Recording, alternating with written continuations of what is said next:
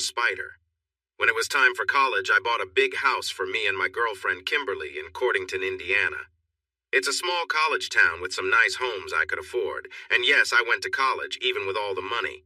I finished my bachelor's degree and was working on my master's degree. How did I pay for all this? I sold a lot of Bitcoin back in December 2017 and made a good profit. That's how. The last thing I spent money on was starting an online clothing company called N-Trendy, which Kimberly and I managed together. "Babe, do you have a moment?" I asked one morning while sitting at my desk. Our office was in the loft area of our house. "Hold on," Kimberly said, raising her hand to pause me. Kimberly, or Kim for short, is now my wife. We got married when we were both 20, having been childhood sweethearts. It felt natural. That was 2 years ago. She never cared about my money, either when I was struggling or doing well. We grew up in the same neighborhood. She is my smart, fun-loving wife. Not only is she attractive and petite, but she is also my best friend and partner in everything, including our business. She has beautiful brown eyes and black hair that she often pulls behind her ears. As a gamer, she is very skilled. I play some games too, but she is much better and more dedicated. She works as an esports analyst for games like CSGO, Valorant, and League of Legends, mostly from home. Some of our clothing items even relate to her work. Right now, she was in her comfy gaming clothes, completely focused on CSGO.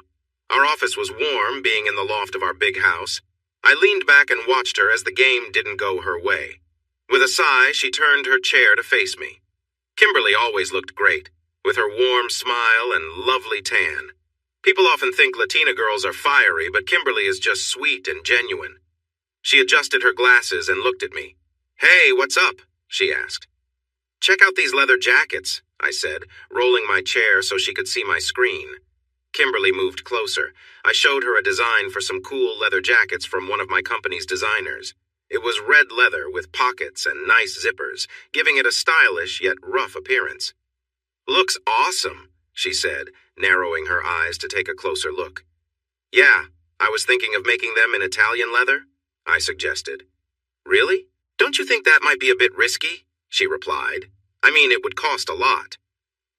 We talked about this for a while, balancing costs with the chance to grow our brand. We wanted to create a cool line of streetwear that looked nice. To promote it, we reached out to some musicians to see if they would like to wear our clothes in return for some support. The idea was simple. Wear it, show it. But everything felt uncertain. Although I had money, I also had a habit of spending it on fancy things. I called it living well and investing, but really, I was just spending. Looking at my finances, I noticed I was heading into trouble. I needed to cut some costs, especially with this big house we didn't really need. We needed a home, just not one this size. We tried a few ways to save money. One of those was getting a roommate. We had an empty bedroom on the ground floor with its own bathroom. It had been a guest room, but we had enough of those. So, in theory, we could take in tenants. But we decided to start with just one. This was all new to us. "So, has anyone responded to the ad?" Kim asked, leaning forward with her elbows on her knees. "Not really. A couple of people have replied. It's March, so it's a busy time for students," I replied. "Well, we need to meet them. Let's set it up," Kim said, standing up. She had a bit of a tomboy style sometimes when she talked. I watched her walk across the room to the stairs, pulling on her warm white sweater, a Christmas gift from me. It was warm in the office, but the rest of the house could still be chilly in March. "I'm getting some fuel. Want some?" she called back. "No thanks, I have Muay Thai in an hour and some stuff to do at the library," I shouted after her as she disappeared down the stairs. I turned my focus back to the applicants. 3 people had shown interest, 2 men and 1 woman. I wasn't sure if Kim would be okay with a girl living here, but I wouldn't mind. We had a pool out back and all, but I thought the guys might be easier to handle. One was Toby, the other was Marcus, who was in his 40s. I didn't feel comfortable letting someone that much older into our home. Besides, my uncle was a plumber too, and he was quite a character. For now, Toby seemed like our best option. So when I said I was spending my money on nice things, I didn't mean I was wasting it. Expensive cars and big houses needed good money flow. As I polished my Lamborghini and glanced at my Rolls-Royce and my classic Jaguar, I wondered if I should have been smarter with my choices back then. I was young and maybe a bit foolish, but at least I had these cars to show for it. Ahem, I heard. I looked up to see Kim standing in the open garage door. It was a big door, but my focus was entirely on her. She wore a simple yet nice red bikini that looked good on her. She had a flat stomach and a slender waist. Better. I prefer it when you look at me instead of your car, she joked. You want it? I'll let you take one if you want, I joked back. The cars were meant for both of us to use anyway. I just had better insurance since I had my license longer. No thanks. I need a lifeguard to watch me while I swim. You should count my laps, she said playfully. I realized her plan was to get me into swim trunks, and I chuckled. I was in good shape, tall and fit. I worked out a lot. I wanted to impress her. Why do you want to swim in March, though? We have a heated outdoor pool, but still. What about swimming without suits? She asked. Sure, but your uncle is out back fixing some pipes. You know how he talks about that, I reminded her. I had forgotten about that. Maybe we shouldn't. It's too chilly, I teased, and Kim made a face at me. Let's quickly get cleaned up first. We have our first interview in an hour. We had a nice shower in the guest bedroom, which was very convenient. I joined her and gave her a quick kiss on her neck, enjoying the moment. Kim placed her hands on mine and smiled as we leaned against each other. Last time in this bathroom, she said playfully. Let's make it special, I whispered, sharing a quick kiss. After a little while, we wrapped things up. We had things to do and more time to enjoy later. We had received a few more applicants for a place to stay. We wanted to find someone new to live with us, but they needed to fit our lifestyle. We were thinking about welcoming tenants soon, just to fill the house a bit more, but for now, we were trying to adjust to the idea of someone else living with us. The candidates were Lauren, Toby, Stephen, and Joey. I quickly said no to Stephen and Joey. Stephen was too big, and I knew him from the boxing gym. We wanted new faces. Joey was a jock with family issues, and I wasn't interested in that. Lauren, on the other hand, was a pretty brunette with green eyes. She wore a nice red dress that looked good on her. I had to talk about the candidates. Well, Kim decided not to choose her. So that left Toby. He was younger than us, just 20, studying for a degree in something basic. He was a bit round and seemed like someone who would keep to himself. So, we decided to hire him. At first, it felt strange walking into the kitchen wearing just my bathrobe and finding this new guy there. The kitchen was big, so there was plenty of space, but still, I was sipping my coffee and noticed him eating his cornflakes. He had short black hair. He was taller than Kim, but shorter than me. Maybe around 5'11" or 6 feet. His eyes looked tired, but I thought he could be decent looking if he tried.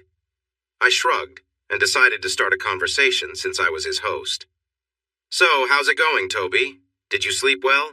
I asked while pouring him a glass of orange juice. Did you find everything okay? I hoped I didn't sound rude, but he looked a bit scared of me. I glanced down and remembered to close my robe quickly. Yes, the room is quite big. It's like living in a living room with a bed, he replied, looking towards the hallway. Yeah, I grew up poor, so when I bought this place, I said, waving my hand around, I had no idea what I was getting into. But you learn as you go. An awkward silence followed for a moment. So, did you sleep well? I asked again. He nodded. His eyes shifted away from me. I turned to see Kim coming down the stairs. Even in her flannel pajama pants and plain t-shirt, she looked great to me. I smiled at Toby and nodded at Kim. Great sight, huh? I nudged Toby lightly. He gave a small smile and nodded awkwardly. Stop staring and where's the food? Kim asked as she opened the fridge. We're out, babe, I replied. I was so used to her direct way of speaking that I found it amusing. Toby seemed surprised. Ugh, she sighed, rolling her eyes. She went back upstairs. Well, you're in charge for a bit. I need to head out, I said, then realized how that sounded. I mean, just keep things running while I'm gone. Enjoy the place, like the pool and everything, you know what I mean? It was a bit awkward moving into Josh and Kimberly's house. Their place was huge. The main floor had a long hallway leading to a big living area. On the left side was a large TV space with a pool table, an 80-inch TV, sofas, recliners, and a big fireplace. Everything looked expensive. The kitchen was open to the right of the living room with tall windows facing a large pool outside. The yard extended for at least an acre or two. First was the pool area, complete with a small jacuzzi. Beyond that were a small pool house, a lawn with a tennis court, and likely more. My room was on the first floor, the first door on the left in the hallway. It was a spacious room, much larger than my parents' apartment.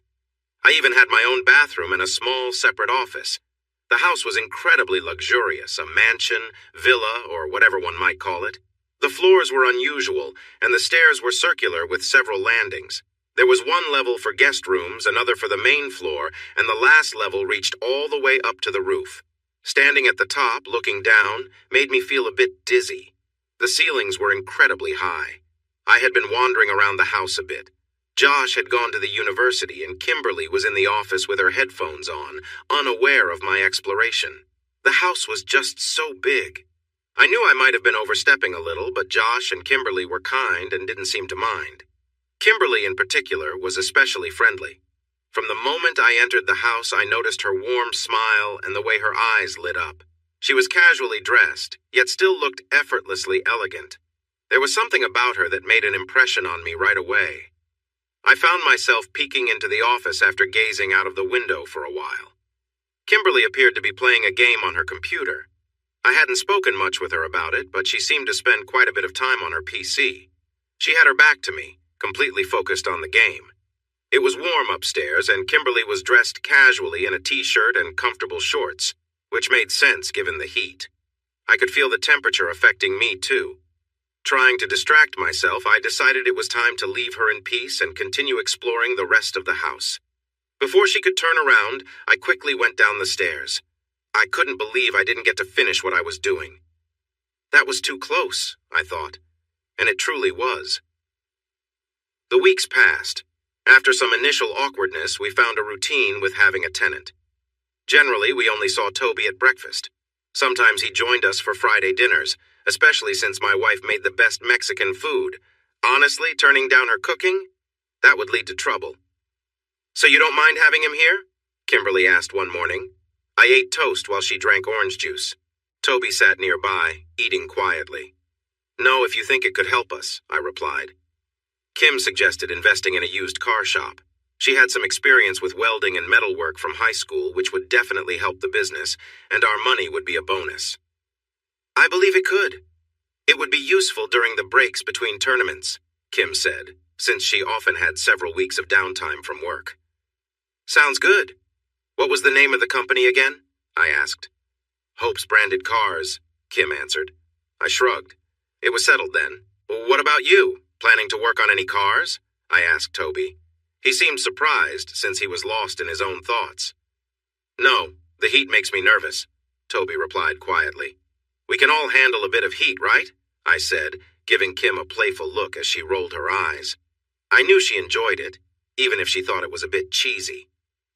"You think we'll get to swim this weekend?" I asked the room.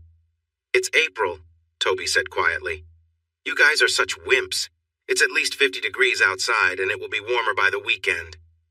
"I'm barely familiar with this cold idea," Kim joked. Our days were blending together at this point, and I laughed. "Get your swim trunks, Toby. You heard Kim. We're going to have a pool day this weekend, even if it's a bit chilly," I said cheerfully. I noticed a small smile on Toby's face. "How long have you been married?" Toby asked, surprising me with his question. He usually didn't speak up like that. 2 years. Almost 3 this summer," I replied. Meanwhile, Kim decided to excuse herself. She wasn't being rude, but she always kept things with Toby friendly yet distant. We had agreed beforehand to keep things that way. I was just more chatty than she was. It came naturally to me and helped in my work. But Toby had his own way of being, which I respected. "Do you have any swim trunks?" I asked, leaning against the kitchen island. "Nope. They never fit well," Toby muttered. "Well, there are still a few days left. We don't want you to miss out." "Maybe we'll have our first barbecue of the year," I said.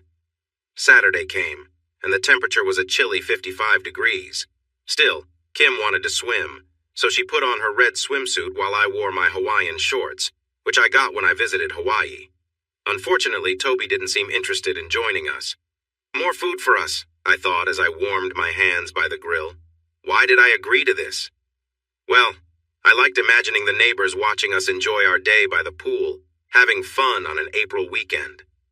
Toby never came out, but I found him in the kitchen when I went to get the ketchup. "What's up? Are you going to join us?" I asked. "No way. It's too cold for me and I didn't bring my swimsuit," he replied, glancing outside. I looked out the windows to see what he was looking at. Outside, I watched Kim swim to the edge of the pool and pull herself up onto the deck. She glowed from the water, and her muscles showed in the sunlight. She wasn't the biggest woman around, but she stayed fit. Her swimsuit, a standard one, was a little snug, fitting closely to her shape. She adjusted it, pulling it away from her skin. Even when relaxed, Kim's beauty was striking. I turned to Toby. "Pretty nice, right?" I said, nudging him with my elbow. I couldn't help but feel proud showing off my wife. Toby nodded, knowing he should respect her. Part of me enjoyed the moment, and that was that. "I can't wait to see you in that dress again," I exclaimed. "Ugh, it's just not the same," Kim replied. We had gone out for dinner, and Kim looked stunning in her green dress. It was a long, elegant satin dress with a side slit that showed off part of her leg. The slit reached just above her thigh, adding a touch of flair. She looked amazing, and her high heels accentuated her legs perfectly. Kim often hesitated to wear fancy clothes or spend money on such items, but I wanted to get her a few nice outfits. Even if she preferred casual wear, I loved seeing her dressed up elegantly. "What do you mean?" I asked, glancing at her. We were driving on the highway, making our way up to Indianapolis in the Lambo. It was a fast ride. "I know our room is a bit secluded, but I feel like someone is watching us. And that echo in the hallway, it makes me nervous. You know how I can be." "Come on, it's fine. I don't think Toby would mind." "What do you mean?" "Well, you're right. Someone is watching. When we were swimming, I saw him sneaking a look." "Really? What did you do about it? Confront him?" "No, I just stared too. You're really attractive, Kim." Kim rolled her eyes as usual. "Oh no," I muttered. I was being pulled over. I wasn't sure how fast I was going, but I knew I had been speeding. I hadn't been drinking, though. I was careless, not reckless. Later, as we lay in bed, we found ourselves talking about our earlier conversation. "Please, not so rough." "What, are you worried our biggest fan might hear you?" "Seriously, don't say that." I continued, enjoying the moment, holding her close and kissing her neck. I knew Kim wasn't comfortable talking like that, but suddenly she opened up. "You're not the only one who noticed him watching. I think he has been spying on me at work. I swear I heard footsteps one time," Kim said. The thought of someone watching her made me feel a mix of emotions. "You think he likes you?" I asked. "That's really wrong." "It makes sense. You're often in your boxers at home and you're beautiful. Isn't it kind of flattering to think someone admires you?" "Yeah? You think women think about you when they're with their partners, with your good looks and strong build?" Kim shot back with a smile before bursting into laughter. "Okay, point taken. I'll stop. Stop most of what you're doing, but not what you're best at." "So, I'm just here for your amusement?" "Definitely, darling. Just make sure to have fun," Kim joked, laughing at her own playfulness. As the moment continued, I felt overwhelmed with emotion. One thing we sometimes did, for better or worse, was throw big parties. Now that we had made some better choices about our finances, we decided it was time for another gathering. A cold pool day just wasn't cutting it. We loved to be social, hang out, play games, and dance. "And you can join us," I told Toby as I warned him about the upcoming weekend. I had sat down on his bed after knocking, just to be polite. I wasn't sure how he would react since we were roughly the same age. I hadn't been in his room since he moved in. It was a bit messier than I expected, but I didn't let it bother me. It was his space, after all. If he liked it that way, that was his choice. Maybe," he said, sitting at his desk and hardly glancing my way. I shrugged and got up to clean the pool. It wasn't too dirty, just a few leaves and some other bits. I added some chlorine. I didn't think anyone would want to swim at the party, but I wanted to be ready, especially if Zach and Amanda came. They loved playing games that could lead to an impromptu swim. It took me about an hour, which was enough time to make me a bit cold. I only had on a t-shirt, so I was shivering a bit. While I warmed up with some hot cocoa, I noticed Kim sitting in one of the couches in the TV area. She was wearing her white long-sleeved sweater, which was long enough to cover a lot, but she liked to keep her legs uncovered. She was busy painting her toenails green. Green really suited her, though she looked great in any color. I shifted my gaze and noticed someone by the stairs, trying to sneak a look. It was Toby. I had seen him checking her out before. I figured he was just a young guy feeling insecure and Kim was attractive. While I wasn't usually the jealous type, I didn't like the idea of anyone being too flirty with her. Seeing him sneaking a peek made me feel a mix of emotions. I watched the scene unfold. From where I sat, I could see more than he could. Kim turned her head and Toby quickly ducked away. She smiled at me when she saw me watching. "You sneak," she laughed, turning back to her nails. Hardstyle music wasn't really my favorite, but as I stood behind the bar in my casual pinstripe suit enjoying a cigar, I felt the atmosphere around me. I wasn't really serving drinks. It just felt nice to mix drinks for our guests while Kim mingled. I even spotted Toby, shyly watching our 20 or so friends as they chatted, danced, and had fun. "Toby!" I called out, surprised he could hear me over the music. I waved him over and he came my way. "Want a beer?" I asked, starting to pour one from the tap. We had some kegs delivered and set up thanks to Kim's help. She was really good at this kind of thing. Toby began. I looked at what he was wearing, just sweatpants and a polo shirt that was a bit snug. Poor guy. "Don't worry, I won't tell anyone. We're in a college town in Indiana. Nobody cares," I said with a laugh, handing him a drink. He took a sip and winced. He hadn't gotten used to it yet. "What do you think about the party?" I asked. I took off my sunglasses and playfully put them on his face. He looked a little confused but fixed them quickly. "A lot of people," Toby said quietly. "Lots of pretty girls, right?" I said, resting my elbow on the counter and looking around the room. Toby nodded, but I noticed which girl he was watching, Kim. He probably had a little crush on her. That's no big deal, I thought. Hours later, the party was winding down. Some people had left, but many still remained. It was me, Kim, Zach, Amanda, a guy I didn't know, and his girlfriend, and another girl, maybe his sister. But I wasn't sure. I was feeling pretty tipsy. Oh yeah, and Toby was there, still sitting by the bar. We gathered around the coffee table on our white leather couches, playing a silly card-drinking game. At this point, it was hard to remember the rules.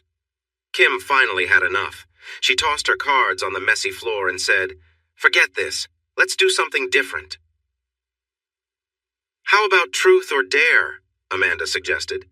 The others agreed. Zach, being a bit arrogant, had to jump in. I wondered why I was friends with him sometimes.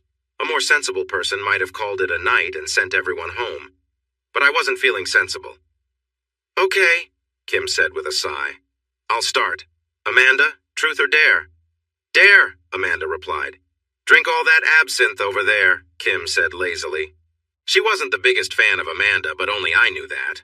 No one really liked Zach either. "That's no fun," Amanda said, crossing her arms. "Pick something else." Kim glanced back at Toby. "Give that guy a hug," Kim said, pointing to Toby, who looked surprised. "Are you okay over there?" I asked Toby. "Yeah, come sit. Hugs are best on a comfy couch," Kim said, patting the seat next to her.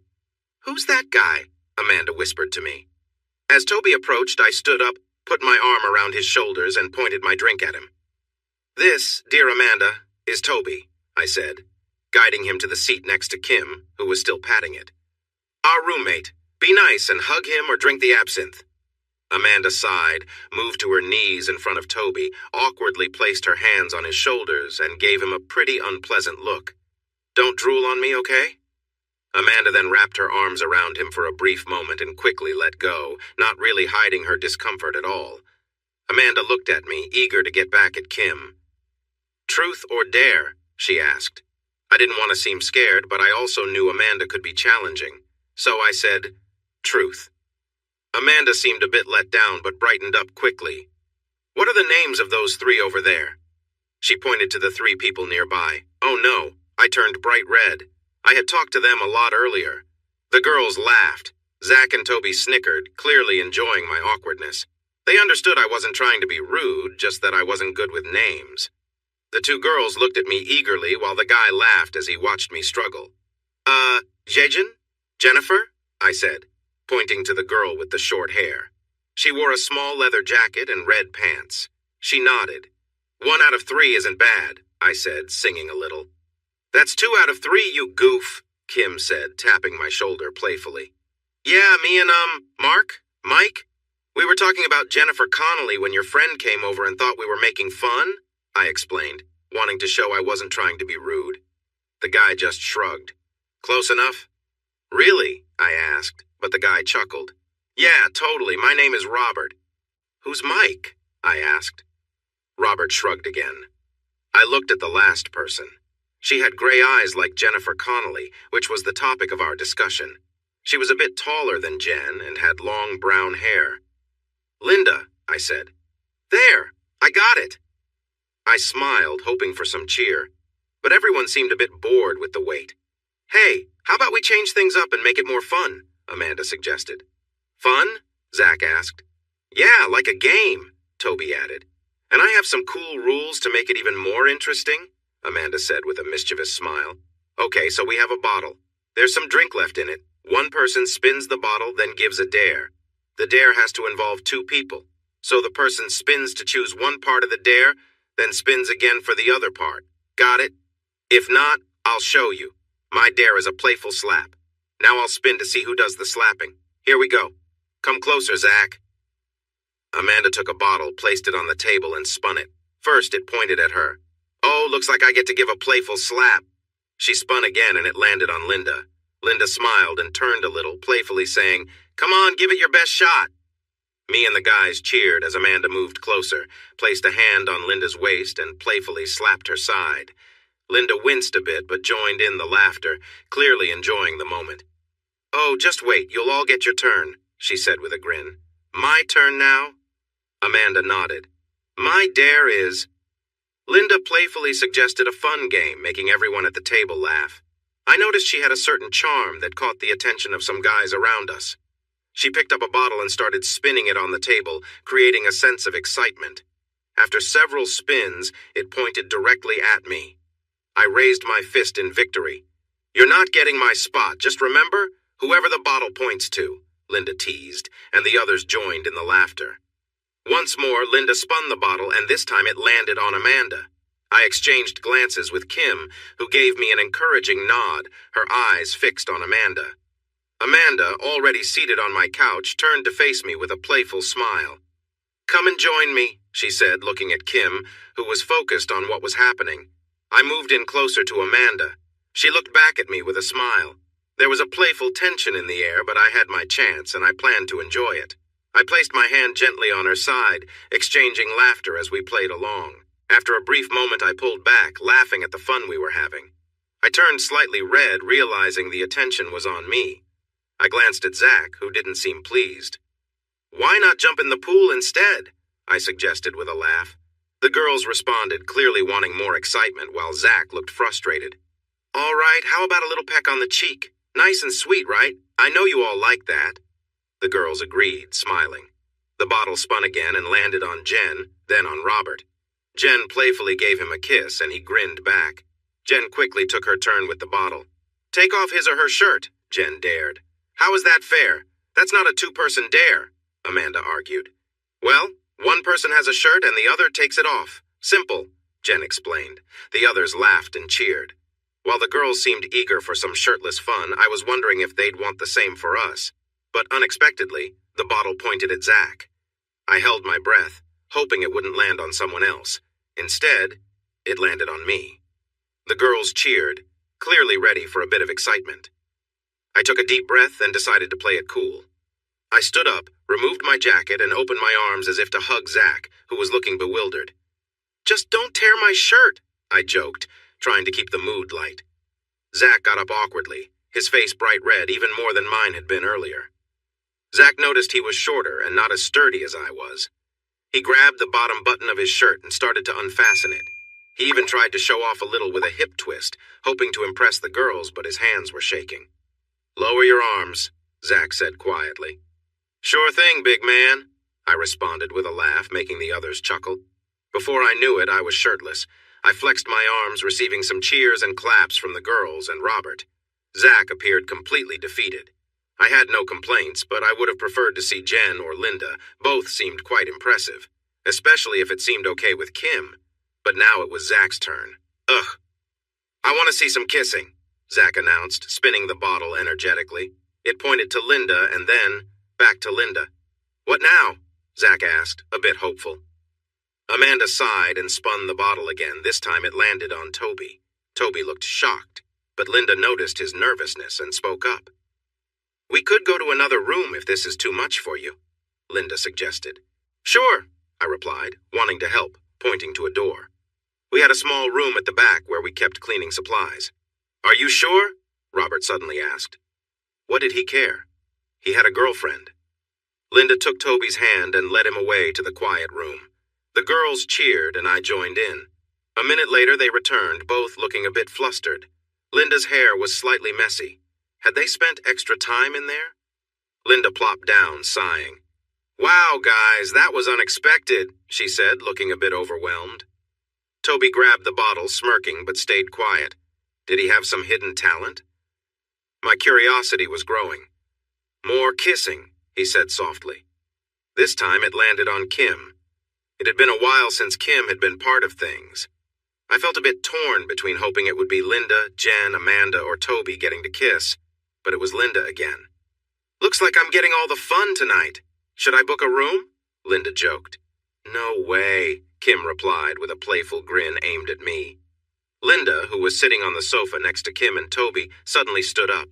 She stumbled a bit, took a step, and then fell forward onto Kim. "Hey there," Linda said, finding herself face to face with Kim. Then she leaned in for a kiss, and Kim kissed her back eagerly. "Wow," I whispered, wide-eyed, a bit shocked. And just like that, it was over. I wanted to enjoy the game more. "Another shirt has to come off," Kim said, breathing a little harder as she spun the bottle. It pointed to Zach first, then to Robert. "Come on!" Zach yelled, frustrated.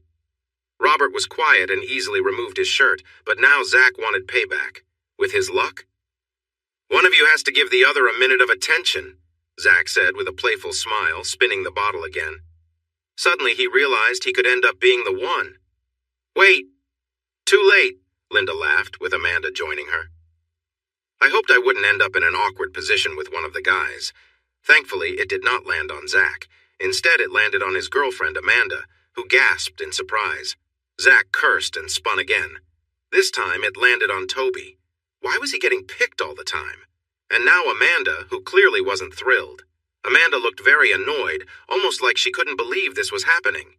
She shot a look at Toby filled with disdain. Zach looked equally distressed. Not only was he getting the guy-on-guy risk again, but his girlfriend had to deal with Toby once more. "Hey, don't act like that," Linda said. "Yeah, it's part of the game," Robert added, usually quiet. "All right, I understand," Amanda replied, clearly upset as she stood and moved toward the closet. Toby seemed unsure. "Are you coming, Toby?" Toby quickly got up. "You guys keep playing. Jen, can you spin for me while I—" Amanda said, trailing off. We all shrugged. No reason to make it worse for either of them. Jen took the bottle and spun it. "What do we say to a fun challenge for 60 seconds? Jen suggested, spinning the bottle. I hoped it wouldn't end up with Zach and Kim. Things were definitely getting more exciting. With the girls interacting and the idea of some playful dares, it felt charged. But again, it landed on Jen and Robert. They quietly left for a different room just as Toby and Amanda reappeared. Now, Amanda looked completely taken aback, as if she'd seen something shocking. "What happened?" Zach asked. "You don't want to know," Amanda replied, grabbing the bottle, looking annoyed with Zach since it was his idea. "Ugh, Zach, I'll take care of this for Jen." Amanda shook her head, trying to forget her earlier moment. "My challenge is, someone has to pin the other down," Amanda said, looking at me and then Zach. The small group laughed. Everyone knew how that would turn out. It ended up being Toby who had to try to pin me down. The group chuckled at the sight. Even Toby found the situation amusing. He was a little shorter than me and probably weighed about the same, but we carried our weight differently. We stepped out onto the rug by the pool door. "What's happening?" Jen asked as she and Robert returned, both looking a bit flustered. "Toby's going to take me down," I laughed. Toby awkwardly put his arm around my neck, trying to push me down. He then attempted a playful wrestling move. The issue was, I had wrestled in high school, and it was clear Toby had not. He tried a few more times, even attempting to lift my leg to tip me over. "I can't do it," Toby huffed, looking sweaty now. No problem. It's tough for most, I chuckled. Toby steadied himself against the table, grabbing a bottle. He panted, More!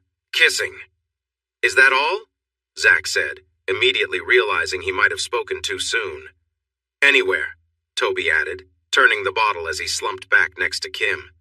It felt like I was watching in slow motion. The bottle spun around. I was keenly aware of what anywhere meant. I glanced at the others. Linda looked her usual self, calm but uninterested. Kim was still biting her lip. Zach had an intense look on his face. Jen and Rob seemed uncaring. Amanda looked eager, almost hopeful.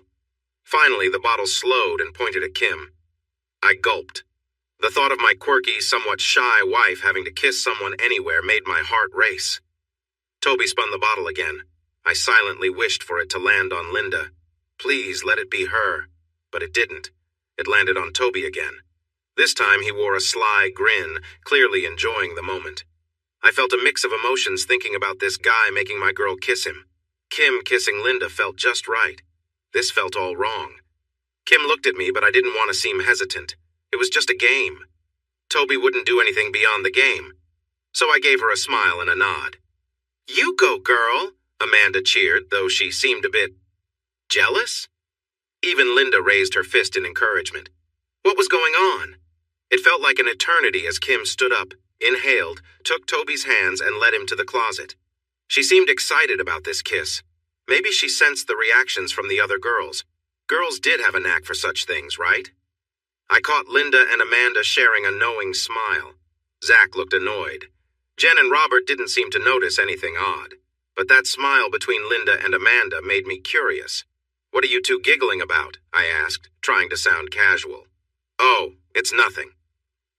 Jen, your turn to spin, Linda said, brushing off my question. Seems like kissing is the new trend, Jen teased. Jen spun the bottle, and lo and behold, it pointed at Linda. I held my breath, thinking, please be me. And just like that, it was. I quickly got to my feet, maybe a bit too quickly. So, where do you want your kiss, you cheeky guy? Linda asked. No, it's you who should get the kiss, Amanda replied. Interesting. Well, since the closet is busy, Linda began, running her fingers in a playful way, how about you give me a nice kiss right here? Linda moved her top slightly, pointing to a spot and repeating, right here? She glided across the floor and sat next to me since the space was now free. Linda was not one to hold back. She reached for my hair and gently pulled me closer. I quickly put my hands on her shoulders for support. As I leaned in, I gave her a quick kiss. She was quite charming. I just hoped Kim would be okay with everything.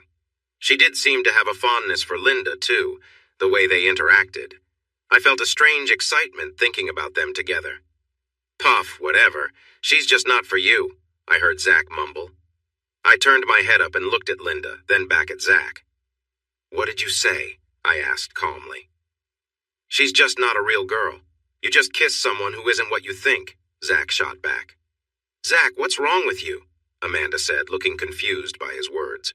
I stared at him, then at Linda. I walked confidently over to him. He seemed pretty drunk, and it was making him act foolish. What? He said, acting innocent. I grabbed him by the collar and pulled him to his feet, dragging him away from the group. He complained, but I had nothing more to say to him. When we reached the door, I pushed him out and gave him a gentle push to hurry him along. Get a cab. This is private property, I said, closing the door firmly. When I returned, I was greeted by cheers from the others, even Amanda. Kim and Toby were back and settled on their seats. Kim sat on my spot, looking a bit out of breath. How long had they been away? I couldn't recall. For the record, I said, winking at Linda, would.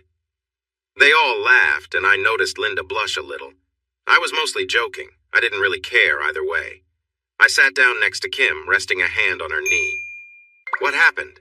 I asked while the others chatted. Later, Kim whispered, her expression hinting at something more. Whatever took place had energized her. Any more dares? I asked. We went through a few more challenges. Robert had to give Amanda a playful slap. Amanda and Kim playfully slapped each other. I got to share a casual moment with Jen. Let's take a fun photo for a lucky person, I said, spinning the bottle. It stopped on Toby. I was a bit uncertain about what would happen next. One part of me felt curious, wondering about the picture. I knew it might be strange, but I wanted to understand what the fuss was about. Maybe it was something impressive, or perhaps it wasn't. Another side of me wondered if Kim had seen it. The idea of my wife having a picture of our tenant felt odd, yet I couldn't help but think about it. The bottle finally pointed to Kim, and my heart raced. I was ready for the game to end, wanting to take her upstairs. Toby stood up and went to the closet again, returning quickly. I glanced at Kim, noticing her wide-eyed expression as she stared at her phone.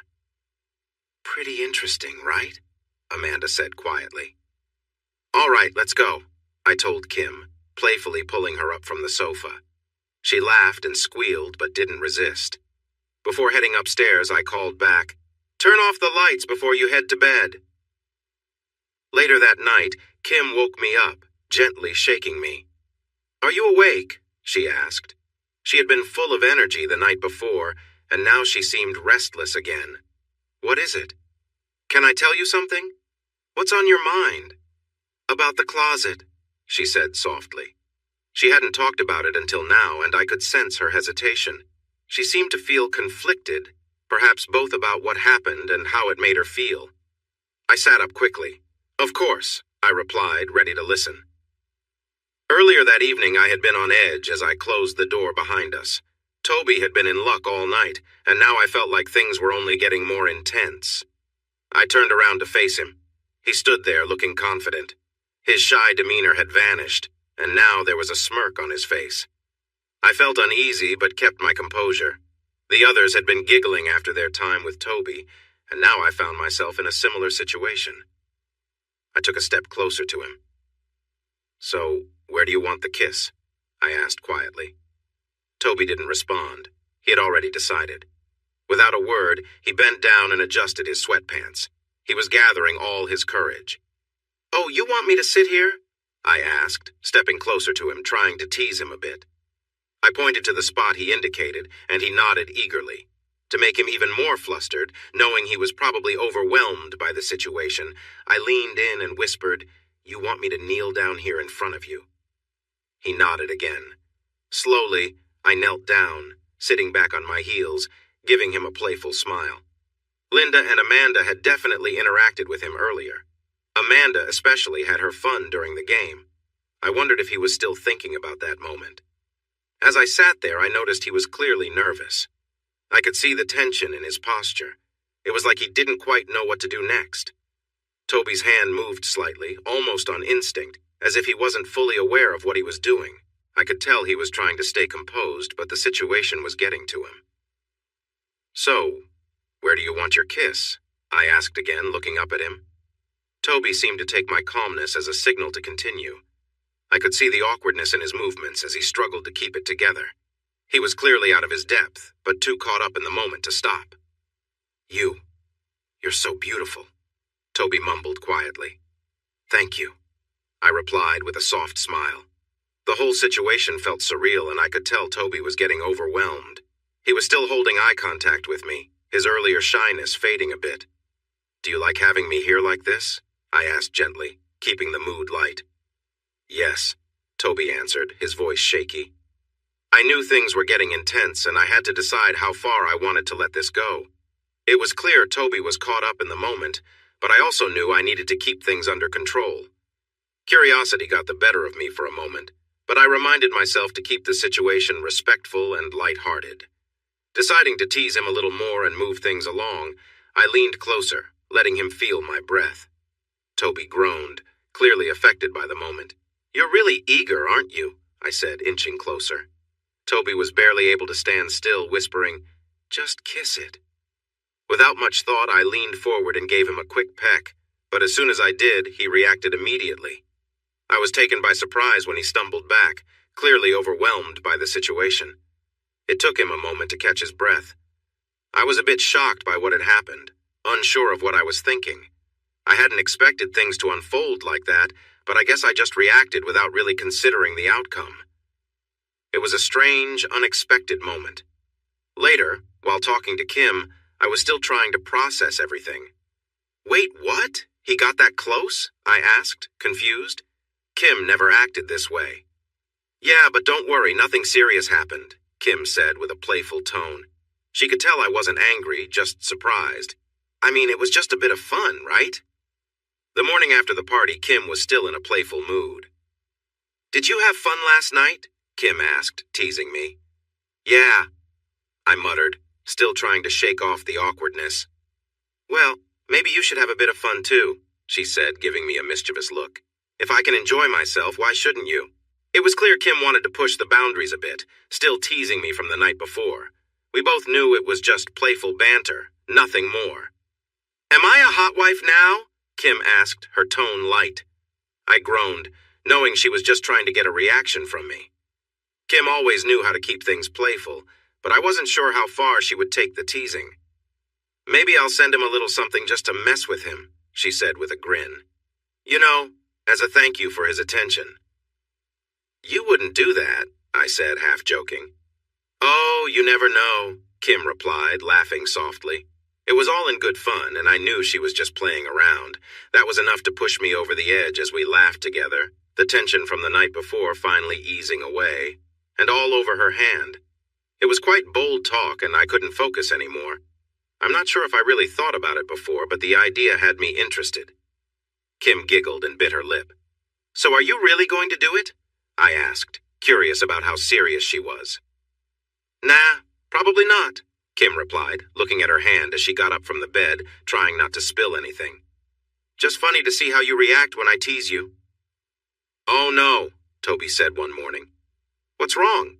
I asked, glancing up from my phone. It was early and we were having breakfast. Toby had college classes soon. I woke up early as usual. I didn't have much planned, just a trip to the dojo and the gym later, then college much later. "My professor moved one of the classes," Toby said, scrolling through his phone. "Really?" I asked, still looking at my screen. Why can't we have politicians like that, I thought, seeing what some Europeans were up to. "Yeah, I might be late.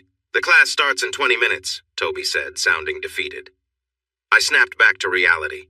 I reached for the bowl where we kept the car keys and grabbed the one with an angry bull on it, sliding it across the kitchen counter. "Take the Lambo," I said casually. I knew people worried about mileage on fancy cars, but I believed cars were meant to be used. Still, I should probably get a regular car someday. "I don't have a license," Toby said, staring at the keys without touching them. I quickly moved around the counter and took the keys back, nodding for him to follow me as I walked down the hall. "Come on, I'll drive you," I said. "Oh, thanks," Toby said, grabbing his bag and hurrying after me. "Not a problem, buddy," I chuckled, moving toward the hallway. "Shouldn't you get dressed?" Toby asked. I looked down. I was only in my bathrobe. Oh, well. "Nah, I'm not getting out of the car anyway," I said. A few minutes later, we were speeding down the road. It felt a bit awkward at first, especially after what had happened on Saturday. I was hungover on Sunday, and I hadn't really seen Toby on Monday. My place was big, so it was easy to stay out of each other's way. Today was the first time I had really seen him since that night, but I wasn't the one to break the silence this time. "How did you and Kim get married?" Toby asked. I glanced over at him. He seemed focused on the road. I was driving fast, so maybe that helped him concentrate. "Kim and I? We've been together for a long time," I replied. "So when we decided to move in together, I asked her to marry me." "How did you do it?" Toby asked. "After a fight? It was a boxing match, nothing silly. I proposed in the ring after I won," I explained, remembering how surprised she had been. "You're a lucky guy," Toby said quietly. I don't think everything was meant for me to hear, but I did anyway. "I guess I am. Kim is great. We both agree on that, right?" I said, nudging Toby gently with my elbow and laughing. Toby smiled and nodded. "Okay, here we are, safe and sound," I said as I parked in front of the main building where Toby had his programming classes. I had taken those classes too when I was their major. "Oh no," Toby muttered. "What? Did they change something again?" I asked, looking at his phone. Toby pointed behind me. I turned around. A parking guard was already walking toward me. "Don't worry. Go on in. I'll take care of it," I said with a sigh. Toby opened the car door and hurried away. He didn't have much time before class started. "Hey, you can't park here," the guard said.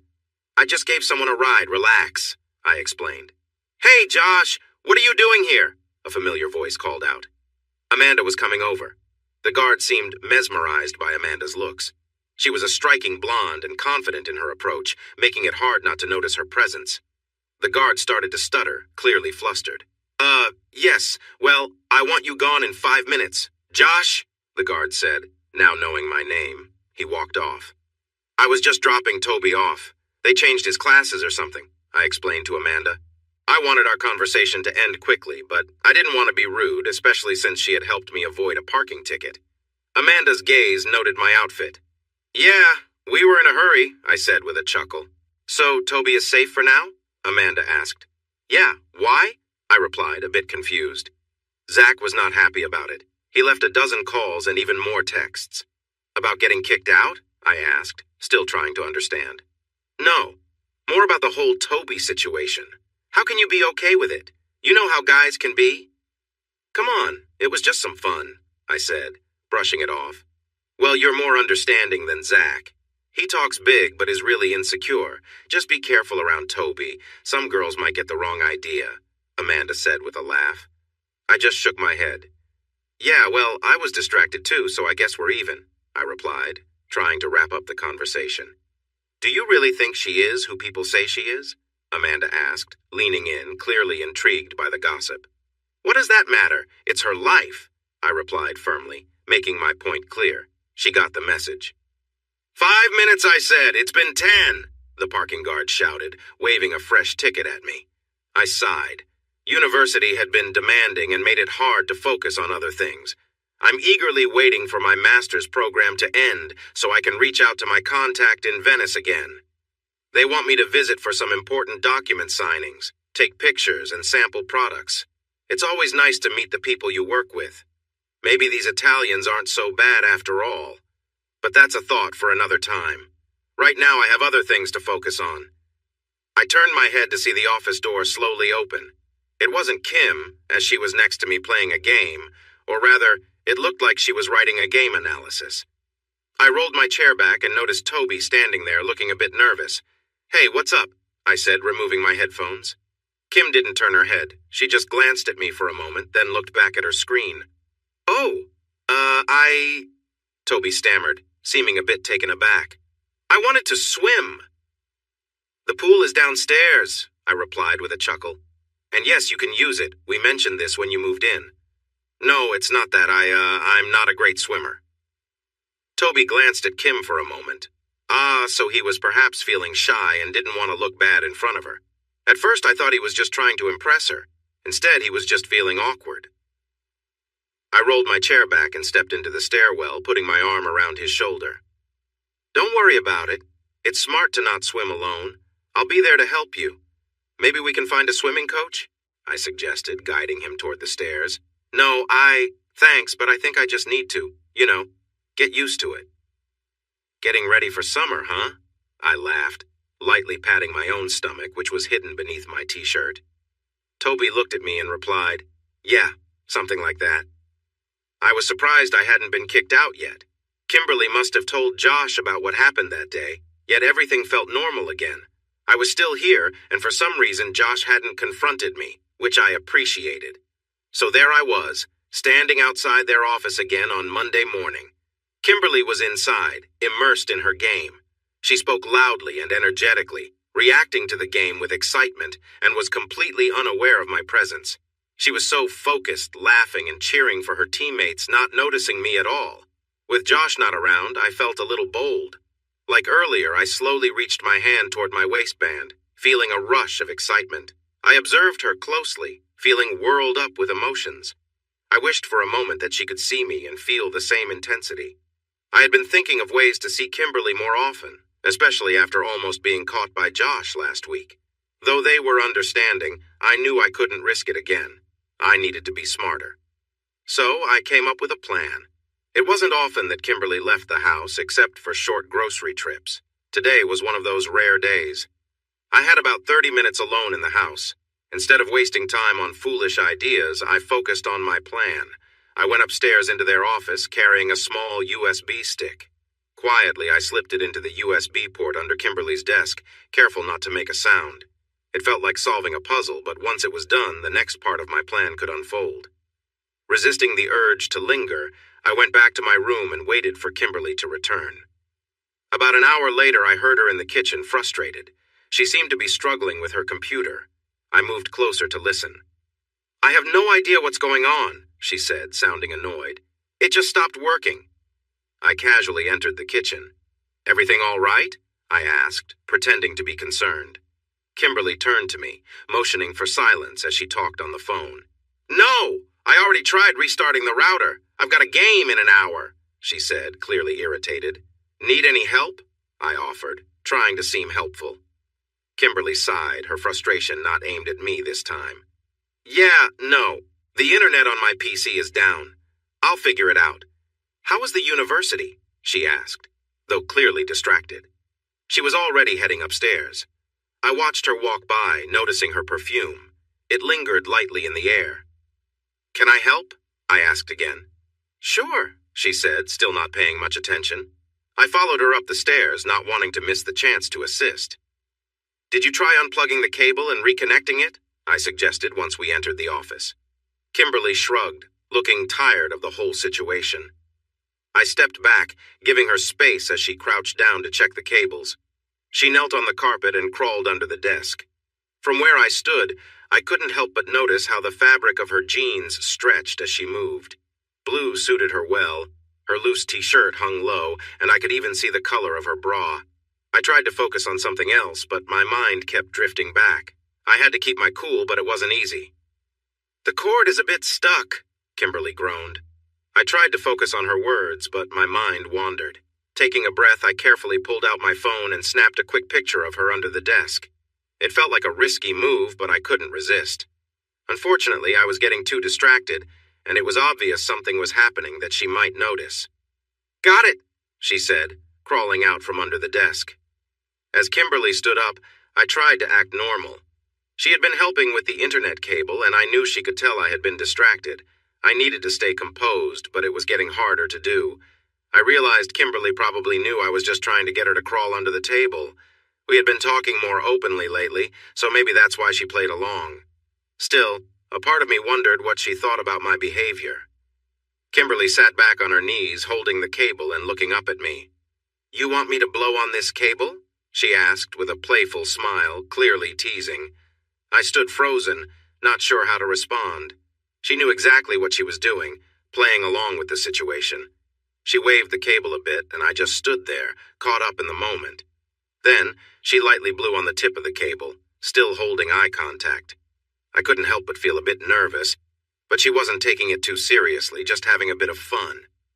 "Everything all right?" she asked. I nodded, not sure what else to say. Seeing that I wasn't making any moves, Kimberly stood up, breaking the tension. She took a step back and offered, "I can check your PC and see what's wrong." And just like that, the playful moment passed, and we returned to fixing the issue. Toby mumbled that he would fix it in half an hour, maybe an hour at most, while glancing away. I began to walk toward the door, taking my time. "Get to it, big guy," I said with a playful smile over my shoulder. "I'll go for a swim and shower if you need anything." It was amusing to tease him like that. His eyes widened in surprise. I couldn't help but laugh a little. Toby laughed too, probably realizing I was just joking. But I couldn't help wondering what it might be like. I would be in the shower in the same house as him, with no one else around. It made me curious. I didn't head to the pool right away. I needed to call Josh. I told him Toby was here fixing my problem. Then I shared how I had playfully crawled around in front of him. Josh found that part really entertaining. "Wow! You won't let me tell you how amazing you are, yet you're teasing this guy now?" Josh said, sounding excited on the phone. "Oh, come on, this is different," I replied. I liked Josh's compliments, but sometimes they made me uncomfortable. He acted like I was a model, but I saw myself as a regular girl. Maybe that's why teasing Toby felt nice. He reacted so openly to my playful banter. He didn't say much, but his expressions said it all. "How is it different?" Josh asked. "Seriously?" I said jokingly. "You're the one who should tell me those things."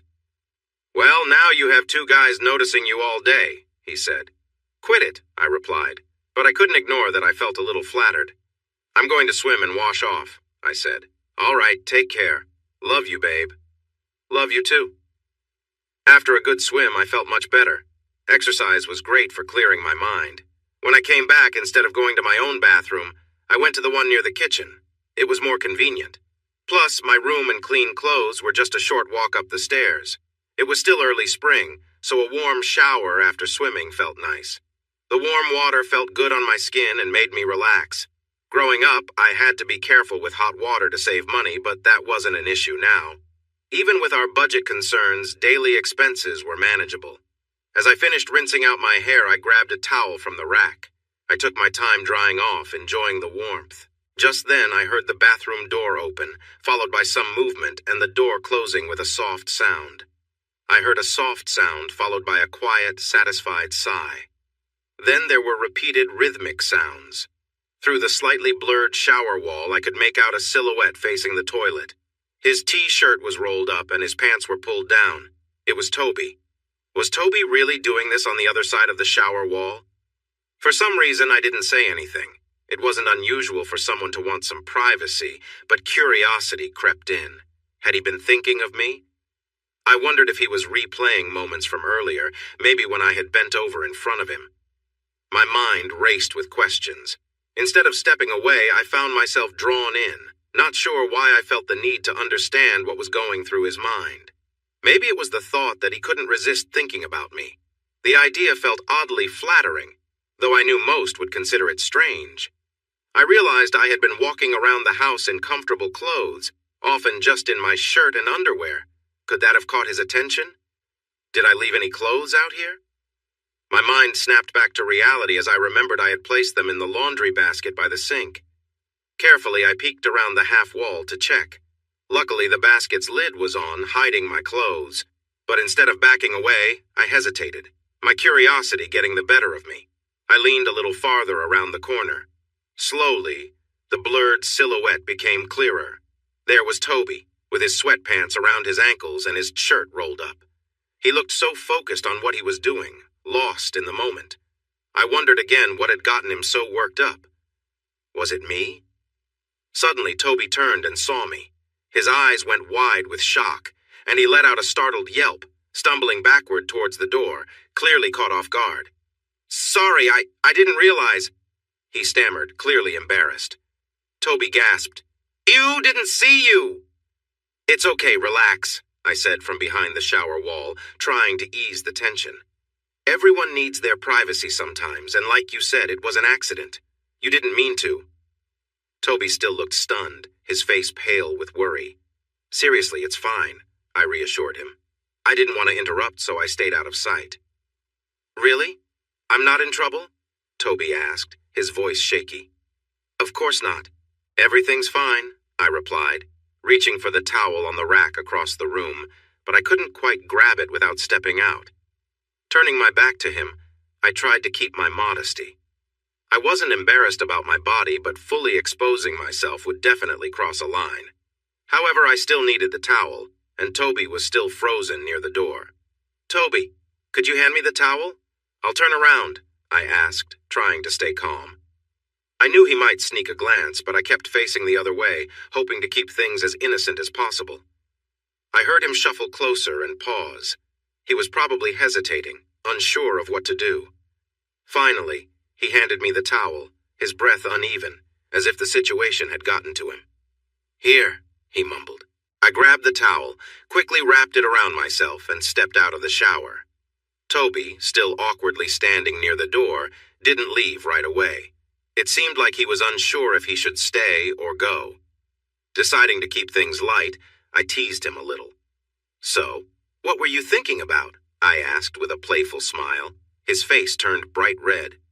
"Ooh, I get it," I continued, glancing at him. "Were you thinking about Amanda?" "No," Toby blurted out, surprised. "Jen, then?" I teased again, tilting my head. "No," he stammered. "Ah, maybe Linda? She's pretty," I said, trying not to laugh. Toby hesitated, clearly embarrassed. I was thinking." He trailed off, too shy to finish. I stepped out fully, looking at him expectantly, letting the moment hang in the air, but still keeping things lighthearted. I wanted to hear him say what he was thinking, but instead, Toby backed away, almost as if he was afraid to come too close. He could sneak glances when I wasn't looking, but when we were face to face, he became so shy and quiet. Thinking about what? I asked, letting him finish. About you, Toby finally muttered, so quietly I could barely hear him. What's that? I asked again, wanting him to speak clearly. It too was thinking about you, he stammered, still looking down at the floor. Aw, I said, though I could tell he thought I might be teasing him. I wasn't sure if I was, but I couldn't help pushing the conversation just a little further now that I had the answer I was curious about. You didn't have to stop, I said, softening my voice. Toby's eyes met mine, wide with surprise. Like I said, it's normal. In front of you? He asked, his voice full of disbelief. If you want to, I replied casually. It's not like it's a big deal. I wasn't sure where this was all coming from. I wasn't doing anything inappropriate. I was just there. I wasn't going to help him, but I felt strangely comfortable with the situation. Toby, however, didn't do anything at first. He just stood there, unsure of what to do. So, are you going to or not? I asked, a little more impatient than I intended. Finally, Toby moved, hesitantly starting to follow my words, though still unsure if it was really okay. He was so cautious, but I just watched, letting the moment unfold. Toby's nervousness slowly faded as he became more confident, his eyes glancing at me as he continued. I could tell he was still surprised by the whole situation, and part of me couldn't help but feel a bit amused by how things had turned out. As he got more comfortable, I noticed him glancing at my towel. I don't know what came over me, but without thinking, I dropped the towel down to my waist. Toby's eyes went wide, and he looked completely stunned. Like what you see? I asked, keeping my tone light. He nodded, clearly overwhelmed. They're perfect, Toby managed to say, still looking astonished. I smiled, realizing just how far things had gone, but still keeping the mood calm and casual. It was just a strange, unexpected moment between us. I couldn't help but smile at his compliment.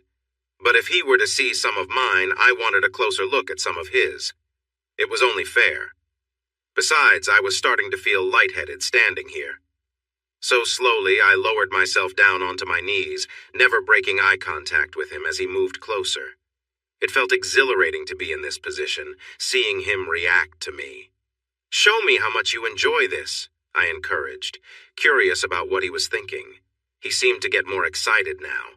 My presence and the way I was talking to him were certainly having an effect. Here I was, sitting in front of him, making things more intense. Do you like what you see? I asked, trying to gauge his reaction.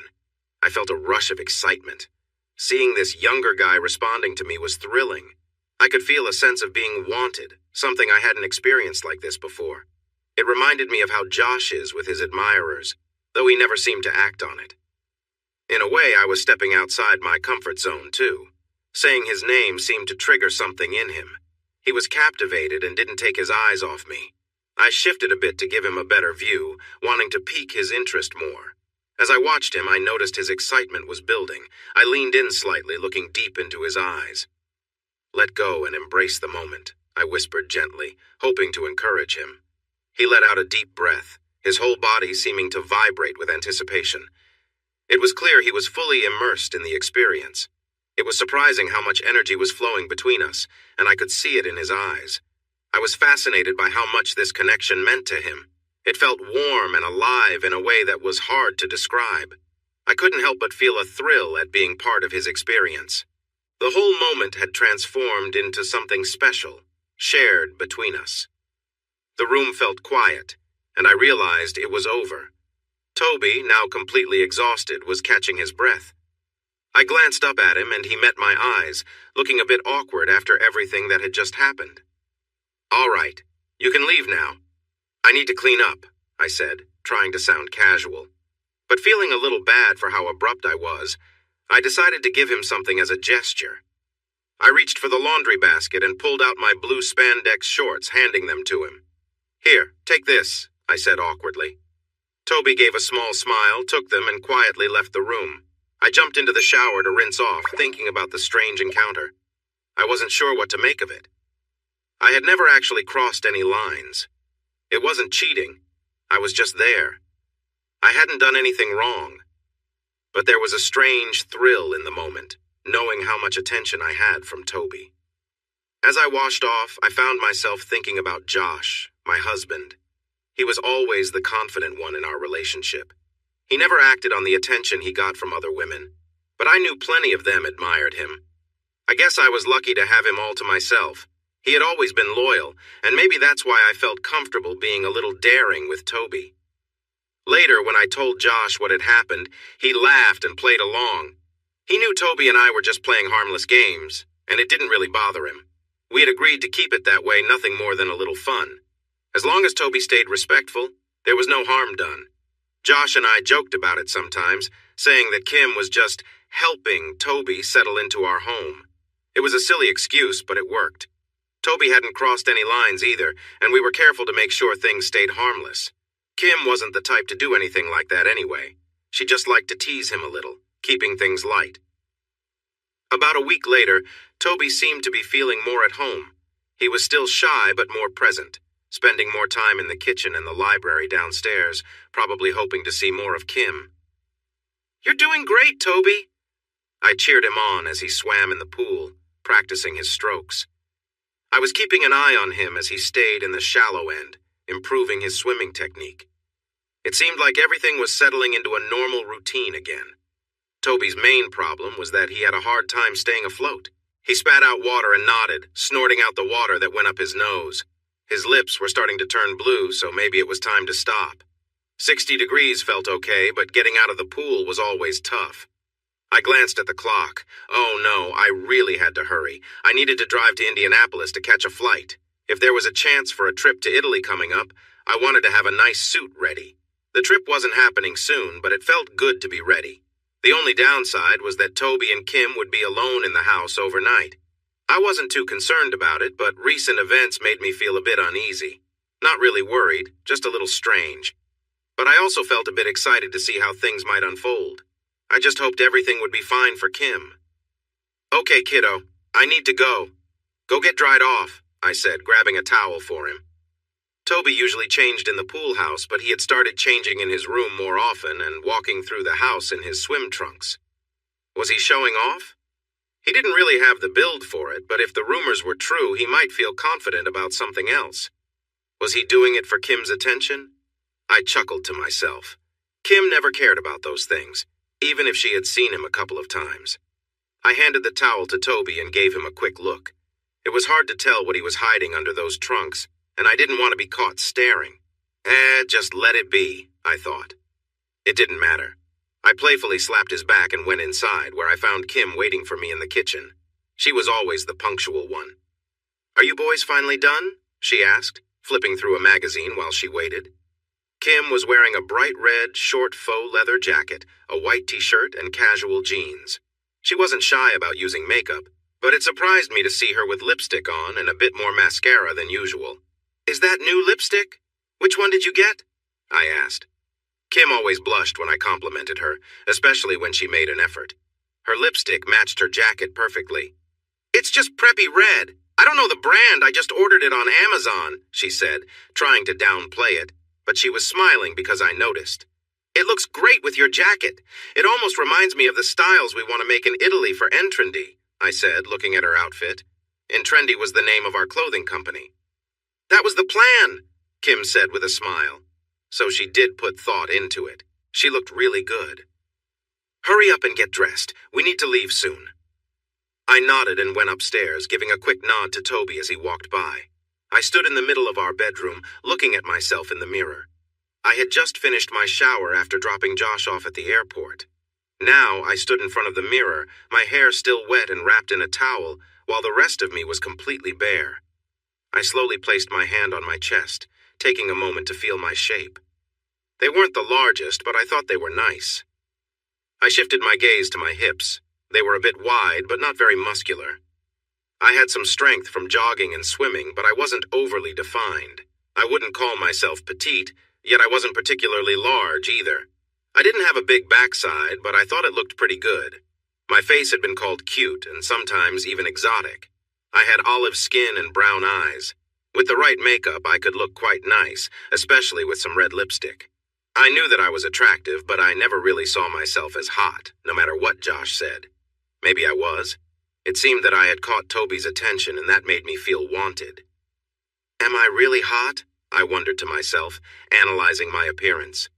It felt strange to think about myself like this, but recent events had sparked some curiosity.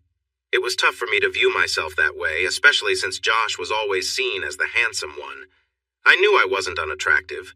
I was fit from my swimming and jogging. Josh often complimented me, and I felt confident in my looks, so maybe I had just become too much of a homebody to notice. I rarely dressed up at home and only wore makeup when we were going out, but that was just how I preferred to be. I thought that I should do something nice for Toby. Sure, he had enjoyed some moments with me, but we both benefited from it. He had fixed my computer issues, and I wanted him to know I appreciated it. I put on some tight black boxers and turned away from the mirror. I aimed my phone to take a quick picture, capturing my back with the wet hair covering most of it. I wrote a simple message. Thanks for helping with my computer. Here's a little treat. Don't tell Josh. Before I could second-guess myself, I sent the message to Toby. I felt a rush of excitement. Of course, I would share it with Josh later, but for now, this little playful side felt fun, especially knowing how Toby might react. I lay in my bed, examining the picture on my phone.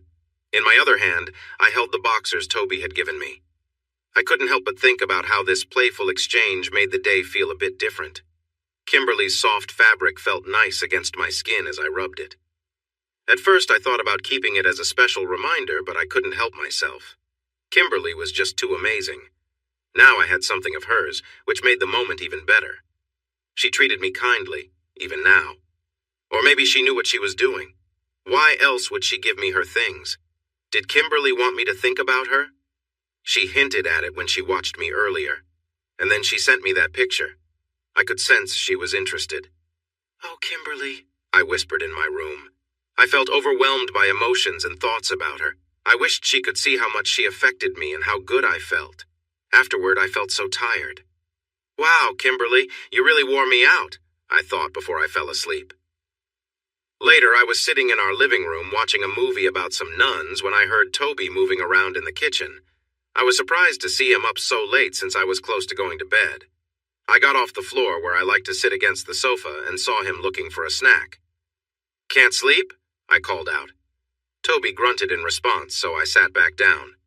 "Something like that. I napped earlier, so I'm wide awake," Toby said, closing the fridge. He seemed more relaxed now. I patted the couch next to me, inviting him to sit and watch the rest of the movie. Toby hesitated, but then moved over, glancing at the large TV. "What are you watching?" he asked. "Just a movie about some nuns," I explained. "Is it good?" "It's called Benedetto. They're supposed to be Italian, but everyone speaks French. At least it's interesting," I said. I didn't want to analyze it too much. "Interesting?" Toby asked. "Yeah, I can't get into a historical movie if the characters aren't intriguing. Don't you like interesting stories?" I joked lightly. "No, I mean yes," Toby replied quietly. "Well, it's getting more interesting," I said, looking back at the screen. "Don't just stand there. Sit down if you want to watch." I didn't turn to look at him, but I sensed him moving closer and sitting down a few feet away. Kimberly had joked about the movie being about two intriguing characters. The only person I wanted to watch it with was sitting just a short distance from me. Even in her casual black shirt and flannel pajama pants, Kimberly had a presence that drew attention. She was focused on her game, her eyes occasionally squinting as things happened on the screen. She wasn't wearing any makeup, but she didn't need it. She was naturally beautiful. At first, I tried to focus on the movie playing, wanting to avoid being a total creep. Kimberly didn't seem to notice, nor would she likely judge me if she did. Still, my eyes drifted to her, and I couldn't help but glance down at her. All I could see was her shoulders and the top of her chest, but I imagined what it would look like without the shirt. My thoughts wandered, and I tried to shake them off, but it was difficult. I felt embarrassed as my body reacted, and I hoped she wouldn't notice. I shifted slightly, trying to adjust myself, careful not to draw attention. Just then, Kimberly turned a little, but her eyes remained on the screen. I let out a quiet sigh of relief. But then, Kimberly spoke. "Listen, Toby," she said firmly, turning to sit on her knees facing me. "I know things have been awkward, but it's fine. We've told you it's okay. You don't have to act all uncomfortable." Her words caught me off guard, and I didn't know how to respond. She gave me a side look, a small smirk on her face, as if challenging me to either relax or take action. For the next few minutes, I tried to keep calm and focus on the movie, but it was impossible to concentrate. I wasn't sure what to do, but I could feel the tension in the air. A few minutes passed, and I didn't hear anything from her, but curiosity started to get the better of me. I glanced back, and there was Toby looking at me with a smirk. He seemed more confident now, as if he was waiting for me to make the next move. I decided to just focus on the moment, taking in the strange but oddly calm atmosphere between us. Instead of pushing further, we both just sat there, letting the awkwardness fade into the background. I couldn't look away. It was captivating, watching him, focused and intent. Toby seemed completely absorbed in what he was doing. The way he moved was almost mechanical, but there was an intensity in the air. Suddenly, Toby stood up, and for a moment I thought it was over. But when he moved the coffee table aside, I realized he was just shifting closer. It seemed like he thought this was part of a routine now. I didn't say anything, but a part of me didn't mind. There was something about the situation that felt raw and primal, though I couldn't fully understand it. Remaining where I was, I let my eyes travel up his figure, feeling oddly detached, yet somehow involved. I knew this was strange, but something about the moment kept me grounded. "Are you going to keep going?" I asked quietly, curious but calm. Toby didn't respond with words, just a nod and a focused expression. As I sat there, I found myself feeling a little more involved, though I tried to stay distant. It was a strange mix of emotions, but I knew I wasn't going to let things go too far. This was already far enough. I stayed still, trying to process what was happening, while Toby continued, caught up in the moment. My mind was racing, and I wasn't sure what to think, but I felt like I was in control, even if the situation was unusual. When it was all over, there was a strange sense of calm between us, as if the moment had passed and we both knew it was time to move on. Toby stood there for a second before stepping back, and I finally looked away, ready to put the whole thing behind me. This odd chapter had come to an end, and though it left me confused, I knew it was something that wouldn't happen again. At first, I thought Toby might be trying to get closer, but he was just making sure not to miss. I felt the warmth on my face, cheeks, and chin, and even a little on my lips. His hand steadied himself, and I felt a small bit reach my mouth, but I quickly brushed it away, letting it join the rest. Finally, he was done. With a few last movements, Toby took a step back. Before I could think, I gently held his arm for just a second and gave him a quick, playful peck on his hand. He shuddered, and I let out a quiet laugh, realizing how sensitive he must be. He stepped away, probably both surprised and relieved. "See? All better," I said with a reassuring smile. He made a small noise in response, clearly still catching his breath. Afterward, I cleaned up at the sink. Toby had already disappeared, probably retreating to his room. The next morning arrived, and Josh would be back soon. I had spoken to him the night before and mentioned that I had something to tell him. We joked around on the phone, but I hadn't given him any details, promising to share when he got home. That morning, I woke up around 11. Some might call me lazy, but I had my own schedule and wasn't in any rush. After making an espresso, I heard the sound of bare feet in the hallway. It was Toby. My thoughts briefly drifted, but I shook them off, reminding myself to stay focused. I turned back to the espresso machine, acting as if it was just a normal morning. Toby entered the kitchen, and there was an awkward shuffle as he stood between the island and the fridge. He seemed like he wanted to say something, but all that came out was a quiet, I turned to face him, wondering what he needed, but my eyes couldn't help but glance at him briefly. Toby didn't enter the kitchen like he normally did. As soon as he walked in, there was an awkward tension. I noticed something off the way he stood, the look on his face, and an obvious bulge in his sweatpants. He gave me an awkward smile, and I couldn't help but think, "Really? Are you going to make this a regular thing?" I asked, folding my arms and raising an eyebrow. I hadn't even changed out of the clothes I slept in, yet here he was, clearly expecting something. Toby looked surprised, maybe even a little embarrassed. I chuckled to myself.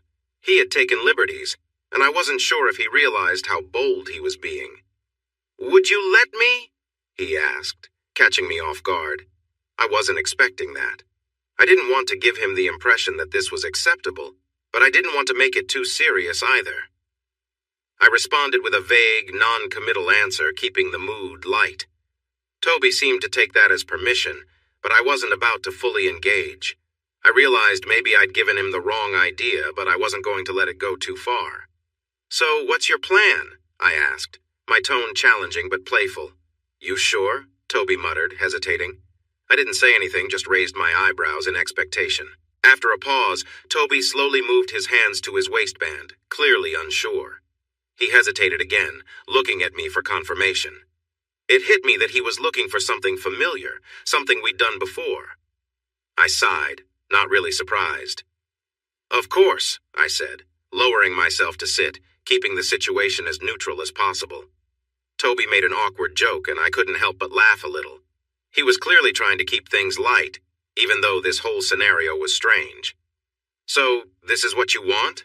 I asked, noticing his eagerness. He nodded, still hesitant but moving forward cautiously. I didn't push it further, keeping the atmosphere calm and casual. It was just another odd moment between us, one that I wasn't going to let get out of hand. While I didn't mind helping him stay calm, I knew this wasn't something that could become a routine. I sat back, trying to clear my head. Toby was focused, lost in his own world. I needed to keep my thoughts from drifting, but it was difficult with the way the situation had unfolded. I reminded myself to stay grounded. There was nothing else to do but keep the atmosphere calm and straightforward. We had already gone too far with awkwardness, and I wasn't about to let it escalate further. Suddenly, Toby seemed to have finished whatever he was caught up in. There was a moment of silence, and I reached for my phone, trying to distract myself from what had just happened. Toby handed it to me, and I took it with a nod of thanks. "Thanks," I said quietly, trying to return to normal. While I had gotten used to seeing Kimberly around, her presence still had a strong effect on me. There were moments where I wished for more than just glimpses, but I had to be careful. Josh had returned home a few days ago, and any thought of pushing boundaries had to be put aside. With Kimberly and Josh out of the house, I wandered a bit, exploring their space. The house was large and open, with rooms that overlooked the backyard and pool area. The design of the house made everything feel connected, but it also gave me a strange sense of freedom to look around. Kimberly's wardrobe was impressive, filled with a mix of elegant dresses and casual clothes. Everything seemed high-end, but there were simpler pieces too. It made sense for someone like her to have such variety, but I couldn't help but wonder what her life was really like behind closed doors. I lingered for a moment longer before deciding it was time to leave. I had seen enough and didn't want to overstep any more than I already had, but I only needed one thing. I quickly found her stash. It was where she kept her clothes. I opened the first drawer and was surprised. How many pairs does someone need? I wondered, looking at the large drawer. But I pushed that thought aside. I thought about taking a navy blue pair, but remembered Kimberly rarely used those. So I decided on some comfortable boxer shorts instead. I could picture them looking nice on her. I picked up a red one. Instead of leaving, I kept looking around. I thought, when in Rome, even though I was in a much better place. It made sense to explore their room a bit. It was very big, taking up most of this side of the floor. The bedroom was just one part of it. They had a huge bathroom, but I didn't want to go in there because it was too deep into their space. I wouldn't hear them coming. They also had two big closets, one on each side of the bed. One belonged to Kimberly, and the other was for Josh, I guessed. I didn't check. I just looked around Kimberly's side. I sat down on her side of the large bed. The bed had a modern design, with stylish bedding and a soft white covering. I picked up her pillow and took a breath. It smelled warm and sweet. "Kimberly," I whispered into her pillow.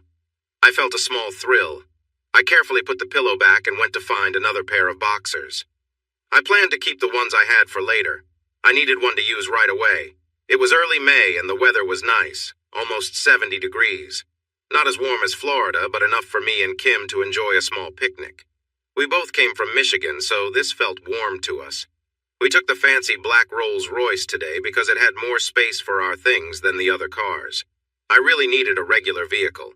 The park was a little far from our house, but it reminded us of the park near where we grew up, where we had shared our first kiss. That's why we liked coming here. It wasn't the same, but it felt familiar, with some fountains and nicely trimmed grass. It was sloped just right. We had that at home, but it felt nicer to take a trip. We do? I asked, joking. Yes. Hope's branded cars, remember? Kim laughed, looking at me with a smile. You signed the papers. I'm joking, Kim. Come on. Here, take a grape, I said, reaching for some blue grapes from the basket. Yes, we did it the classic way, with a picnic basket and a checkered blanket. I thought we should have taken the old E-Type instead, but it was too late now. Kim scooted closer and lay on her side, resting against me. She playfully said, "Feed me," and started laughing. I shook my head while I tried to give her a grape. Kim held back her laughter long enough to take one. So when was your trip to Italy? Kim asked. It's not set in stone yet, Kim, but I really want those leather jackets in our store. I hope to go there, sort things out, and maybe find a way to get some products shipped from Europe, too. Maybe from Italy? I said, feeling excited. A business trip? Sounds a little dull, Kim replied. What if we find a place there? You know, for fun. That's the idea. If everything goes as planned after the big meeting, I'll go there and handle the serious stuff. Then you could come for our anniversary, I suggested. Kim smiled. Sounds good to me, she beamed. Finally a trip to Europe, huh? Who knows what souvenirs we might find? Shirts, shot glasses, maybe a little place in Naples? You never know, I joked. Kim giggled. Slow down there, big guy. Let's take it one step at a time, Kim said. I nodded, watching some kids play frisbee nearby. Kim then lay down on my chest and sighed happily. I did too. We relaxed like this for a while, enjoying the warm spring sun, listening to birds sing and smelling the flowers. I picked a few blades of fresh grass and twisted them in my fingers. We've come far, right? Kim asked, looking up at me while shielding her eyes from the sun with her hand. We have, I agreed. We should celebrate, Kim suggested. Are you thinking what I'm thinking? Party this weekend? We said almost at the same time. That reminds me, Kim said, lowering her voice a little. Do you know what I found in the laundry? I shook my head. My clothes! But I swear it wasn't me who wore them, Kim said, looking at me to see my reaction. Quickly I replied, Really? Do you think Toby's wearing your shorts? Aren't they a bit small for him? Kim burst out laughing, nudging my shoulder and squirming in my lap. By the pool, we had a few sections set up. If you stood by the kitchen door, you would see the pool house on your right, with a grill, table, and comfy lounge chairs. Behind that was the entrance to the lawn and tennis court. On your left, by the pool, was a small covered deck. We hadn't really used it much, but now we finally found a purpose for it. For the party, maybe not the smartest idea, we bought a new pool table and set it up on the deck. There was enough space for chairs to be around it, too. I couldn't remember why we built that deck, but now it had a use. Can you pose like that? I asked, as Kim stood next to the pool table while I positioned myself across from her, trying to capture her beautiful smile. We were having a photo shoot, taking fun pictures just for ourselves. Kim smiled at me, showing her bright white teeth. She wore a red leather jacket over a white t-shirt and loose jeans. Even without trying, Kim looked fantastic. These pictures could easily go in a magazine. Kim placed her hands on the table, and with the pool behind her and the light brown wooden beams slightly blurred, she seemed to glow in the camera's view. That smile made her look even better. Stop daydreaming and do your job, Mr. Photographer, Kim said, grinning playfully. I took the picture as she asked. Let's take a profile shot, I suggested, eager to capture the moment. Kim stood tall, turned her body slightly while still looking at the camera. I zoomed in enough to have her shoulders in the frame and clicked. Then she pretended to wonder about something, and I snapped another photo. That's nice, I said. Try to bite your bottom lip just like that. I quickly took a few more pictures before putting the camera down. I had enjoyed the view long enough. What are you planning, big guy? Kim joked, squinting her eyes a bit as I stepped closer. I wrapped one arm around her and gently held her neck with my other hand, leaning in for a kiss. Kim smiled softly against my lips, and I felt a strong connection. After a moment, I turned her around, keeping the mood light and fun. Wow, Josh, really? Kim said playfully as I moved close to her. Sorry, I can't help it. You're really amazing, I replied, keeping it casual. It felt adventurous to be so carefree, even in our own backyard. I stayed close to her, enjoying the moment. Are we practicing for later? Kim teased, making me smile. I leaned in closer, feeling excited about what she might mean. I felt happy and lighthearted, wanting to show her how much she meant to me. Now let's get ready for when the guests arrive. Did you invite Luna and the others? I asked. Luna is my younger sister, visiting to check out a college. If she decided to go, she could stay with us, which would help her a lot. College was already taken care of, thanks to my support. Family means everything to me. Luna had been against it at first, but I eventually made the final decision. And that was that. She wanted to stay independent, which was okay with me. I would never hold that against her. In some ways, Luna was like Kim. They both loved gaming. But while Luna enjoyed drawing and watching anime, Kim was more into serious gaming and didn't care much for the fandoms. They did share some of the same terms and phrases. Yeah, a lot of people. I'll just go tell Toby, I said. Soon enough, the big doorbell rang in our large house. Kim was getting ready, so it was up to me to greet our guests. It wasn't a formal event, but some of them were visiting for the second time. When I opened the door, I saw Luna's bright blue eyes, which always seemed to sparkle with a hidden smile. She wore a light green top, jeans, and a red leather jacket. Luna, what happened to your hair? I asked, looking her over. Usually she had long blonde hair, but today it looked different and very cool. Her hair was dyed a steel gray, almost silver, and she had cut the sides into a mohawk style. The long, wavy hair on one side made her look like a character from a futuristic story, especially with her sporty outfit. I wanted a change. It's called silver blonde balayage. What do you think? Luna replied, flipping her hair to the other side. Kim mentioned you were looking into leather jackets, so here's a little preview. Oh, and I brought my friends. She motioned to Linda, Jen, and Robert, who were all waving behind her. Welcome back, everyone! I cheered, inviting them in. You're the first guests. Oh, the honor, Luna joked as she walked past me, giving me a playful smile while handing me a flask. Be good, Luna, I teased back. Oh, she's not the one to be good, Linda chimed in as the group entered. How's the PUBG going? Luna asked while we were catching up in the kitchen. Luna was Josh's younger sister, which made her feel like family to me, too. She was slightly taller than me, and I had to admit she was quite lovely in a unique way. We had a similar nerdy charm, although she was half Norwegian and half Italian like Josh, while I was fully Latina. Luna was really pretty, and she even had a nose ring, which I could never pull off. But it was nice that she was also a big gamer, just like me. Even though she always wanted me to watch those cartoons, I just couldn't stand them. Anime was the worst. It was so cheesy, and the loud sounds were really irritating. It's okay. CLG is trying to put a team together again, but the players they're looking at, not the best, I said. Hey, I don't talk about esports. I meant your games, Luna replied, sipping her white wine. I sipped my red in response. Ugh, too many bots and cheaters. I've been playing older games lately, mostly CSGO and some League. What are you two nerds talking about? Amanda asked, joining us just in time to almost spill her beer on Luna. Amanda always seemed a bit too tipsy, but I knew she was just pretending. She had drunk less than I had, but I think acting drunk gave her a reason to be a bit rude. I like your outfits. It looks like you both planned it, Amanda said, looking us over. We both wore red leather jackets. I had on white shorts and a light crop top.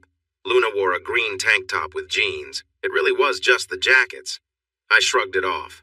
Amanda, on the other hand, wore tight black jeans and a black top that showed off her stomach. I guess. I didn't even notice, I said, glancing at Luna, who laughed. Well, we are sisters after all. Yes, we're up to something, Luna joked. You two better be careful. Toby seems to like Kim. Maybe he has a thing for silver blondes, too, Amanda teased. I looked at the lounge area where Toby was sitting on a sofa, watching me. He was facing away from the pool area where people were partying, but he still seemed to be glancing over at us. Hey, Luna, check this out, Josh called, pointing at something near the bar. Excuse me, Miss Girl I don't know, Luna said, giving a small bow to me and Amanda. Luna took her glass and walked over, hanging her leather jacket on a nearby stool. Wow, she must be working out, I thought, noticing Luna's strong arms. Their family was very athletic. Did she get new tattoos? I needed to ask her about that. Where's your boyfriend? I asked, teasing Amanda. Even though she could be mean, she was also a friend. I knew she was having a hard time with Zach lately. He's around. I don't know why you guys let me bring him, Amanda said. Well, you asked, I replied, surprised. I thought you'd say no, Amanda said, playfully nudging my shoulder, ready to laugh. Is it really that bad? I asked. If he's going to act immature, Amanda shrugged. So tell me, what happened in the closet? I asked, biting my lip a little. I didn't usually join in on gossip, but I was curious. Oh, you want to know? Come on, let's go outside to the grill. I need some fresh air, Amanda said, wrapping her arm around mine. I followed her. It seemed like Amanda had something to tell us. Hey, everyone, why don't you go somewhere else? Amanda said to the guys by the grill. She was pretty bold. They all frowned but left. Amanda had that kind of power over people. I smiled. Amanda leaned back on a sun lounger and looked across the pool at the dancers. I took a seat on the edge of one next to her. What's up with the secrets? Stop keeping us in suspense, I said. Amanda hesitated, gazing at the water as if she was recalling something important. I couldn't get him to finish, she whispered. What do you mean? Toby. When I helped him last time, that has never happened before. I wanted to, and usually all guys finish when I help them. But Toby just held back, like he was trying really hard. He was probably saving it, I said, thinking out loud. What? Yeah, I think Toby was hoping for a chance to get closer with me, I explained. I think he likes me. Ooh, you have an admirer. Lucky you, because, Amanda said, then leaned in and whispered playfully, he's quite something. We both burst into giggles, sharing a moment that felt a bit mischievous. Maybe Amanda wasn't that bad after all. But then our fun got interrupted. What are you two laughing about? Zach asked, approaching with a serious face. He had been talking to some friends. Just girl talk, I said, laughing. Zach rolled his eyes, not the friendliest guy. Enough, I need to talk to Amanda, Zach said, ignoring me. I decided to be a good friend and crossed my arms in protest. But Amanda touched my shoulder and said, It's fine. I hesitated, but eventually walked back inside. Hours later, as the party started winding down, the usual group was back together. We had invited more people, but most were either asleep waiting for rides or had already gone home. The remaining guests felt like our usual crowd. Kim, me, Linda, Jen, Robert, Amanda, and Toby. This time, there was no Zach, but my little sister Luna was with us. Zach was asleep somewhere outside. The rest of us were seated on the couch, having shed our jackets since it had warmed up. Who brought that strong drink? I asked, while mixing a tray of drinks for our guests. Who cares? Amanda said. Come over here. We're playing Bottle Dares again. I turned and saw she had gathered everyone back on the couches. Toby and Kim were on the two-seater closest to me. To their left sat Linda, Jen, and Robert on a three-seater. Opposite them, Amanda and Luna sat together. That left me alone on a three-seater with my back to the pool. Josh, can you get me a cider instead of a drink? I'm finished with the heavy drinking for now, Linda said. More dares? Please, no inappropriate stuff this time, I replied, bringing over a tray of drinks. Okay, Amanda pouted. Not yet. My sister is here, I complained. Inappropriate? What happened last time? Luna asked. Don't ask, I mumbled, leaning back on the sofa. All right then. You don't want this to be awkward, so why don't you start, Josh? Amanda suggested. Hey, what about the rules? Luna protested. I picked up an empty bottle and took a breath. So, I'll make a dare that includes 2 people, then spin the bottle to choose them. Let's see. One has to wrestle the other to the ground. We did that last time, I said, setting the bottle on the table. Now I'll spin it to see who will wrestle, I said, spinning the bottle. It stopped on Robert. And I guess I'm getting taken down, so what do you say, Robert? Sounds easy, Luna said, enjoying her drink. Are you two just going to wrestle forever? Nah, I probably should have set a time limit. How about, take me down in 20 seconds? Okay, Robert replied. We moved to the space between the lounge and the kitchen. As soon as Kim started the timer, Robert jumped at me, but 20 seconds later he was the one panting, while I still stood firm. Wow, you've got good balance, Robert said, catching his breath. Now it's my turn. Robert picked up the bottle, thought for a moment, and then said, Let's keep the physical challenges going. Someone has to do squats while carrying another. So Linda. Okay, I get it, Luna said. Linda has to squat with Kim on her back. Simple enough. Linda stood up, flexing her arms. Kim laughed and playfully bit her lip at Linda's show. I couldn't help but notice Linda's outfit. She wore tight black jeans and a loose maroon top. She had some makeup on that highlighted her gray eyes and made her lips shine a little. She looked really good. As Linda got Kim ready on her back, it was clear that Kim admired her too. Kim moved to Linda's side, but Linda stopped her, saying, "No, I want to see your face while I do this." So, things were getting a bit awkward anyway. I glanced at Luna, not wanting her to feel uncomfortable, but she seemed curious about Linda's confidence too. I turned back to Kim, who had her legs wrapped around Linda as they held each other in a tight hug. "How many? 5?" Linda whispered, just inches from Kim's face. Kim's hair floated as Linda breathed on her. Kim nodded. Then Linda stepped over to the space between my sofa and theirs to make some room, easily carrying my wife with her. "Wow, you're really strong, Linda," I said. "Lots of squats, my friend." Linda laughed, giving herself a playful tap. Linda got into position and faced us, bending her knees until she went low. Then she pushed herself back up. Kim giggled against Linda's neck, holding on tight so she wouldn't fall. "Be careful, you're tickling me," Linda laughed back. "I think Linda could take you down if she had a little more time," Amanda joked, looking at me. I chuckled to myself, not minding the idea at all. Linda quickly did 4 more squats with ease, then gently set Kim down on the sofa next to Toby. Instead of sitting back in her old spot, she climbed over me and settled in right between me and Luna. "All right, my turn. This person needs to make a nice poem for the other person," Linda said as she spun a bottle. And guess who it landed on? Me. "Oh no," I said, and everyone laughed. Linda spun it again. For a second it looked like it would point to Amanda, but then it rolled a bit, landing on my little sister, Luna. "Oh no," I said again, and the others laughed again. "Oh wow, how interesting," Amanda chuckled. "Come on, Amanda," I said playfully. "All right, give me a moment to think of a good rhyme." Luna blinked at me dramatically. "I can't stop my tears, what a lovely poem," she joked. I was relieved she wasn't making it awkward. Luna took a sip of her drink, looking at me. The others started chatting while I tried to think. After a few minutes, I finally came up with something. "Okay, here we go. I'm sticking with a classic rhyme style," I said, standing up, clearing my throat and beginning. "I present to you, Luna, my little sister." "Whose drink is that? I think I know." Its owner is quite happy, though, full of joy like a bright rainbow. I watch her laugh. I say hello. She shakes her drink with flair and laughs until she can't bear. The only other sounds are near, of distant waves and birds in the air. The drink is half full, half empty. It's deep, but she promises to keep. After cake and lots of sleep, sweet dreams come to her cheap. She rises from her cozy bed, with thoughts of kittens in her head. Her spread is jam with lots of bread, ready for the day ahead. There was a short silence as I looked at the small group. "Oh, that is so sweet," Jen said, resting her chin on her hands. "I do enjoy jam, and I do have a drink that's half empty, or is it half full? So many questions," Luna said, swirling her glass around while inspecting it thoughtfully.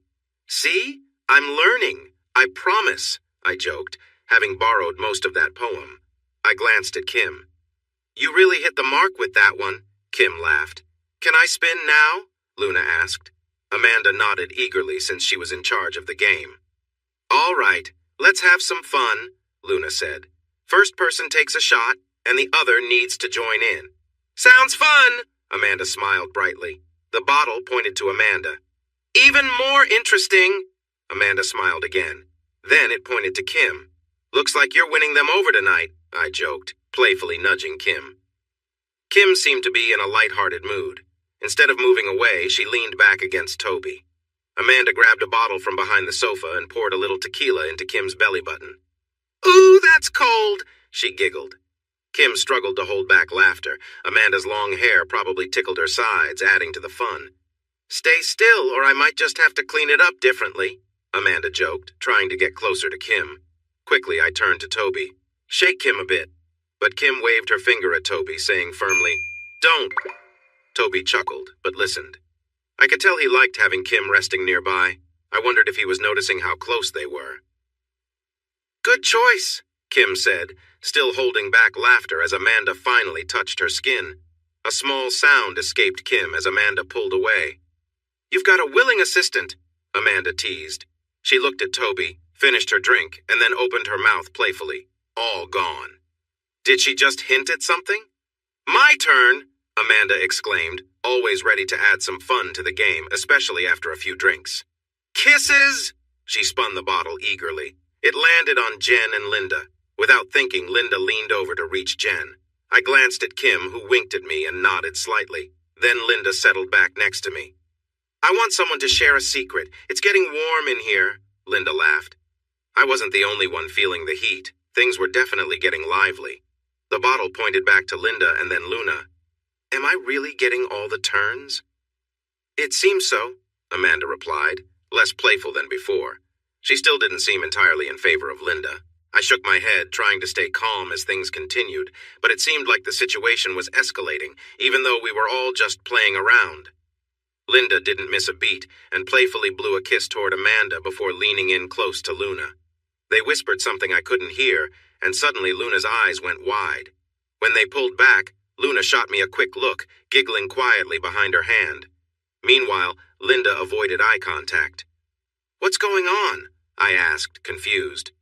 Wouldn't you like to know? Luna teased, clearly trying to keep things light. Your turn to spin, Linda.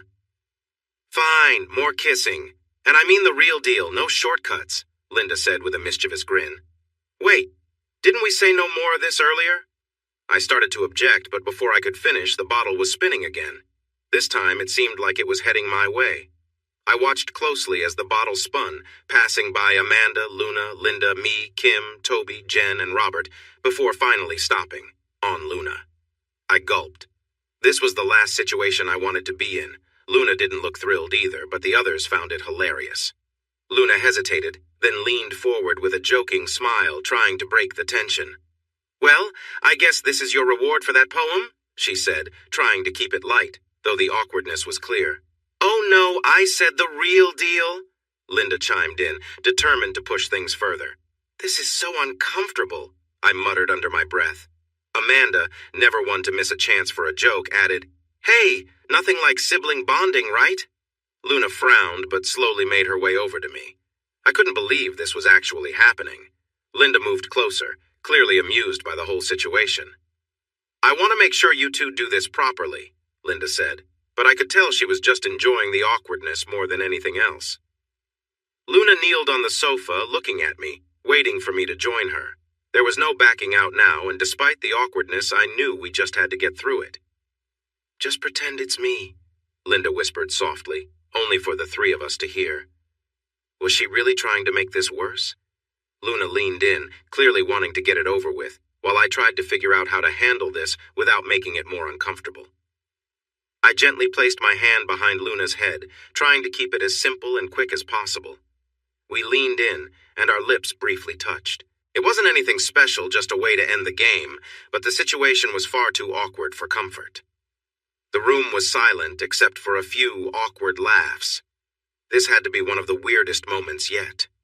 Luna may have been imagining someone else, or she might have just been feeling uneasy. It was hard to know for sure with my eyes closed. Let me see, Linda whispered softly. I felt Luna lean in a bit. A wave of nausea hit me, but we had to finish this. So when she leaned in again, I prepared myself. Surprisingly, Luna was a good kisser, even if it was uncomfortable. That is so exciting, Linda said, clearly enjoying the moment. This seemed to be all Luna needed to pull away. I maybe should have been the one to stop it, but at least it was over. I wiped my mouth, realizing everyone was watching with great interest. I wondered how awkward it must have looked. It got intense, huh? Amanda teased. Oh, there was definitely some intensity, Kim added, and both of them laughed. All right, fun's over. I'm going to grab a drink. Anyone want something, Luna? Luna nodded in disgust, clearly in need of something stronger. Are you going to buy her a drink now? Kim joked. I just shook my head. A few minutes later, I handed a cider to Luna. I was ready to move on. I need a break after that, so that's the dare. May luck be on our side. The bottle spun and pointed right at me. Oh no! I shouted. Did I have a thing for being chosen or what? The girls laughed. Pick me, Kim said playfully. No way. You've had enough time with him. I'm up, Amanda replied with a grin. I want to see those muscles. Kim shot Amanda a look that seemed to say she didn't mind. Had the two of them been getting closer recently? I spun the bottle again, hoping it would land on someone else this time. Any other person would be fine. I'd be okay participating with anyone. A girl would be nice, but guys need affection too, right? But luck smiled at me. It landed on Amanda. So, do the rules apply here? I asked. Kim nodded and said, "Be as lively as you want, but no touching. Right, Amanda? Stripper rules." "That's no fun," Amanda said, pouting for a moment before breaking into a cheeky smile. I wanted to see those muscles up close. I quickly got up and helped Amanda off the sofa. "Don't pout! You have 60 seconds. Grab a chair from the kitchen and bring it here." "We're going to watch the show, right?" Kim said as everyone settled into their seats. I walked over and got a chair, placing it in front of Amanda, who was leaning comfortably against Kim's sofa, and told her to sit. Kim and Amanda exchanged quick glances before Amanda stood up and confidently walked over to the chair, taking a seat. She sat up straight and looked at me with a playful smile. I met her gaze as I moved in front of her. I nodded at Kim, and she started a timer on her phone and played a lively song. Knowing how quickly 60 seconds can pass, I jumped right in. I stepped closer to Amanda, moving my feet beside hers. I leaned forward, resting my hands on the back of the chair just inches from her face. Amanda playfully stuck her tongue out, but I quickly straightened up, shaking my finger at her with a cheeky grin. I began to sway my hips to the rhythm as I started to unbutton my shirt. I did it with some flair, but I couldn't resist the moment. As time rushed on, I dramatically pulled my shirt off and tossed it aside. "Wow, my husband is looking great," I heard Kim say quietly as I showed off my toned upper body.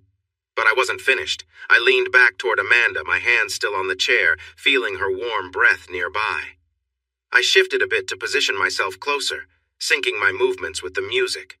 Suddenly, I heard the timer go off from Kim's phone.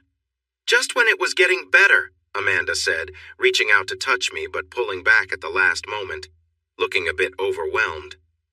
I stepped away, lightly tousled Amanda's hair and headed back to join the others, who cheered for me. I glanced at Luna, and she appeared a bit surprised, watching everything unfold. "Do I get to pick again? I feel like I'm in trouble no matter what," I said. "Okay, the next person chosen has to give a back massage. Maybe I can make it fun." I spun the bottle and it landed on Kim and Toby. I nearly spit out my drink, realizing I had almost forgotten about them. Now Toby would give Kim a massage. Had they ever touched before? I knew he had done other things, but this felt different. "Should I spin the bottle while getting the massage? Is 60 seconds okay?" Kim asked, looking at me. I nodded in response. Kim took the bottle and announced, "Someone has to remove a piece of clothing of the other's choice." I held my breath, remembering that I already had my shirt off. I was too distracted to notice who the bottle landed on as Kim turned in her seat for her massage. My attention was on Toby, who was focused as he worked his hands on her shoulders. Kim let out a relaxed sigh as his fingers pressed into her back, and I couldn't help but watch. "Josh, come on, make a choice." Amanda's voice snapped me back to the game. "Oh, right, socks," I said absent-mindedly, spinning the bottle without even noticing who it landed on. To my dismay, it was Linda who took off her socks, looking a little disappointed. "Great," I muttered. "I want to see something more fun," Amanda interrupted, stopping the bottle. "How about one person has to kiss the other for 30 seconds? I groaned. "This is getting out of hand. Games like this were always tricky when family was involved." I glanced at Kim, who was just finishing her massage and stretching with a satisfied sigh. Thankfully, the bottle landed on Linda and then back on Amanda. "Let's take this somewhere else," Linda said, standing up quickly. "How about by the pool? It's quiet and private enough." Amanda didn't look thrilled, but shrugged. "Fine, let's just get it over with." I grabbed a towel for Amanda as she followed Linda outside, hoping they'd find a way to handle it on their own terms. I didn't need to know what happened, so I decided to keep the rest of the group entertained. "Luna, how about you spin next?" I suggested, trying to shift the focus. "All right, let's keep the fun going," Luna exclaimed, immediately spinning the bottle with enthusiasm. To my surprise, the bottle landed on Kim and Toby. Kim, looking a bit flustered, probably from the drinks, grabbed Toby and guided him to a chair. She seemed more playful than usual, maybe feeling the effects of the alcohol. She nodded at me, signaling that she was about to turn the energy up. Kim moved gracefully, her movements slow and deliberate. She danced around Toby, swaying her hips, clearly making him feel the moment. Toby looked a bit overwhelmed, but didn't stop her. She leaned into him, her back pressing against his chest, and I could see the excitement in his eyes as Kim danced close to him, all while keeping the atmosphere light. She didn't push the situation too far, but she knew how to keep the fun going. It was all part of the game, and everyone seemed to be enjoying the lightheartedness of it all. Did she just flick her tongue? "Time's up!" Luna shouted, pouring herself another drink. Was she getting tipsy? I didn't mind, but I knew either I or Kim would end up helping her if things got messy. "Oh my goodness," Amanda suddenly said as she walked back in. She looked out of sorts. It was clear she had experienced something different while she was outside. Even Linda looked a bit worn out. Amanda made her way over to the sofas and flopped down next to Luna with a big sigh. She seemed pretty, content, sleepy. What had Linda done to her? "Mine," Amanda said, reaching for the drink. "Things are getting interesting out here. How about we have a challenge, see who can make the other laugh in 30 seconds just using their hands?" Not Luna, I thought, watching the bottle point too. Kim and Toby. Again. What were the chances? Toby looked pretty pleased with himself, even more than usual. Maybe the drinks and the recent dance had him feeling extra bold. I thought I noticed something as he stood up, but he managed to keep it hidden. "You okay?" Kim asked as she stood by me. "Of course," I said. It was all part of the fun. I couldn't deny that the idea of my wife playing around with Toby didn't bother me. After all, it was just a game. Nothing serious. Kim led Toby towards the door. Not the closet, but outside to the pool area. "Are you fine with your wife having fun with someone else?" Amanda asked. "Come on, we're all young and enjoying ourselves. What's wrong with that?" I replied with a shrug. "Zach didn't take it so well," Amanda whispered. "He was really upset and yelling." "Listen to the big guy," Luna joked, waving her hand. "Hey, Linda and I have been putting you girls through a lot of fun, so it's only fair that Toby gets some joy," I joked back. Kim and Toby were already outside, and the girls, along with Robert, were clearly not happy. "Really?" Linda said, sipping her drink. "The luck just wasn't on our side," Jen replied. "You think pretty highly of yourself, huh?"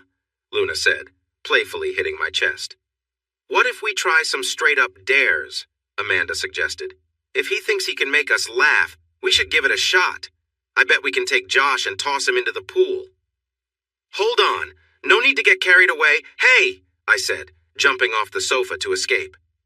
Like a pack of playful animals, they began to circle around me. Or at least that's how it felt in my tipsy state. "Luna, you take his arms, and Linda, you're the strongest, so you grab his legs." I tried to run, but Linda was too quick and caught my legs before I could move. I knew how to fall safely, so I didn't hit the ground hard. Before I knew it, my sister and Amanda had grabbed my arms, dragging me along. I could have easily pulled free, but getting pulled along by a group of laughing girls? Why stop that? "Wow, you're heavy," Amanda groaned, struggling with my weight. "You've got to be at least 200 pounds, Linda added, clearly putting in some effort. "Come on, girls, have mercy," I laughed, going along with the fun. Robert held the door open, and soon the cool night air hit me. That's when I realized they were serious. I made a small attempt to resist, but I wasn't really fighting it. "Hey, I don't even have swim trunks on," I protested. "Neither did we, but you still made us get soaked, showing off your six-pack and muscles," Amanda shot back as they carried me towards the pool. "Robert, how about grabbing me a towel?" I said, trying to sound casual, as if I wasn't about to be tossed into the water. "I'm feeling like a swim any second, Nun." And with that, they tossed me into the air, sending me crashing into the cold pool.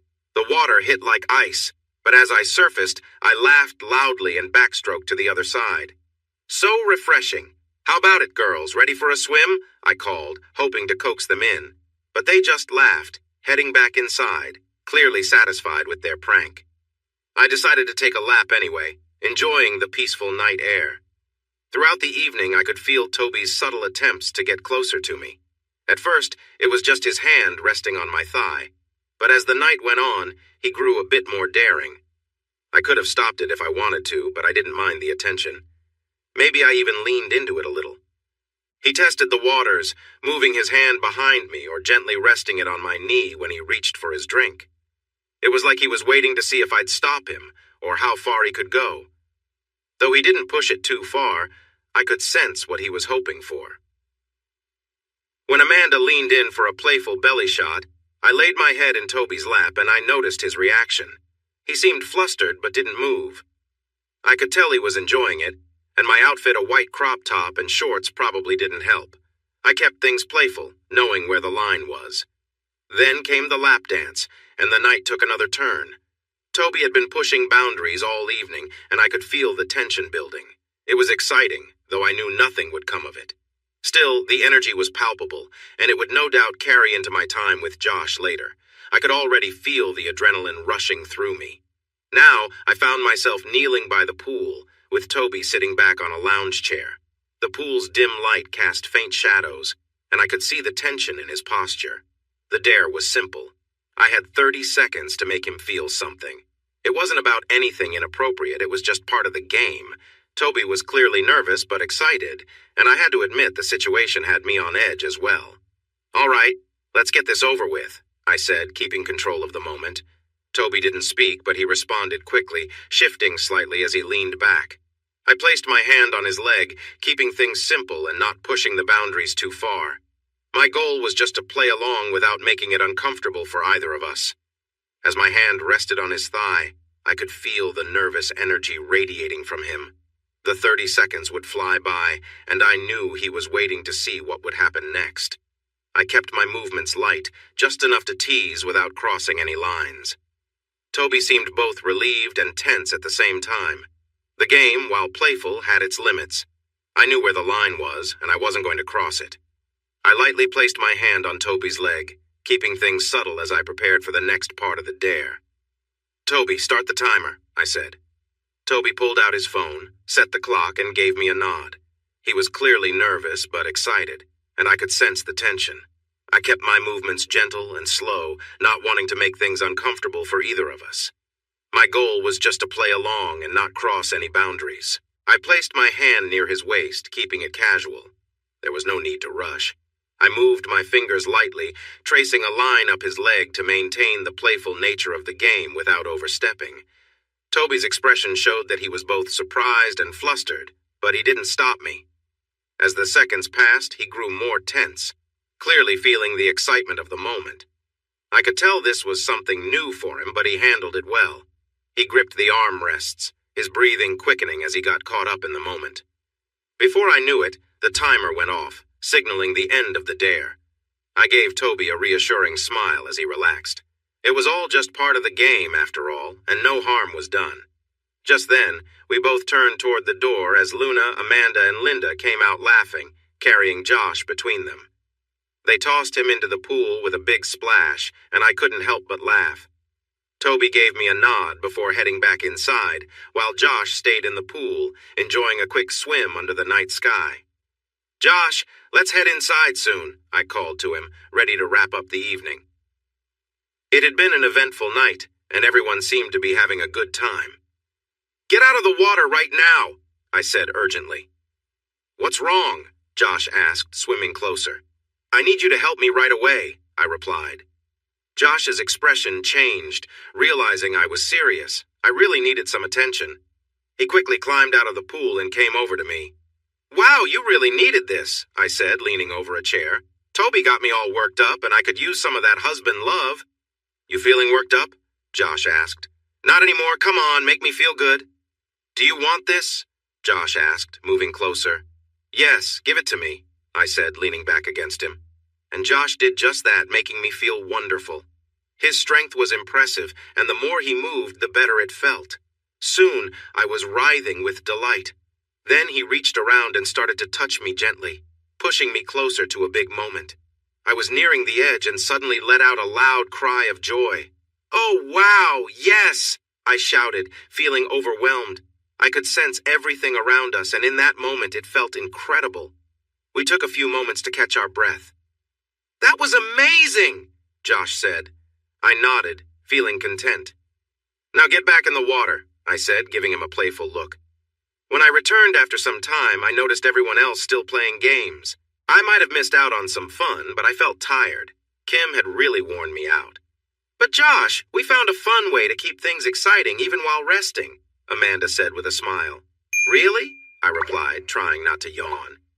Yeah, we picked names from this bowl, Amanda explained, showing me a bowl filled with paper slips. I was curious about this idea, but also exhausted. However, waking up surrounded by friends sounded nice. No, we're pairing up, Amanda said, noticing my thoughts. Sure, that sounds good. Robert, are you ready to sleep? I joked.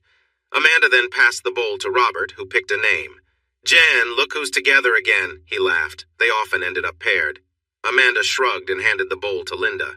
Looks like we're bunking together. I thought I'd be alone. Not tonight, Amanda replied, though it was hard to tell if she was annoyed or amused. It seemed Linda had a past with someone. So, I guess I'm next, I said. I was left with only Toby, Luna, and Kim. Out of the three, I really hoped to be with Kim. However, I didn't feel great about Toby sharing a bed with my little sister. I worried about what might happen. Amanda handed me a bowl, and when I looked inside, I pulled out a note that had Luna's name on it. Great.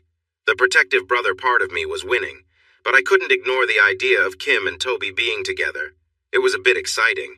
I knew Kim would never betray me, but I couldn't help but wonder what they might do together. And here I was, stuck with my sister in my bed. What the heck? I said, surprised. Poem time, then you share a kiss, Amanda teased. Luna, sleepy and tired, frowned at her. I frowned too. Just thinking about it made me feel uneasy. Can you stop?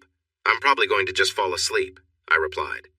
Luna nodded, probably too tired to really care about the joking. Looks like it's just Toby and our dancer left, Amanda said playfully. I shook my head but couldn't shake off the thoughts that came with it. I glanced at Luna. She had fallen asleep. Should I carry her to her bed? I could just leave her there, but that wouldn't be nice. So, with a sigh, I picked her up and lifted her onto my shoulder. She was definitely out cold, maybe a bit too much to drink. It felt fine. I waved goodbye to the others as I headed for the room. I gave Kim a wink and blew her a kiss, which she returned. What would she get up to tonight?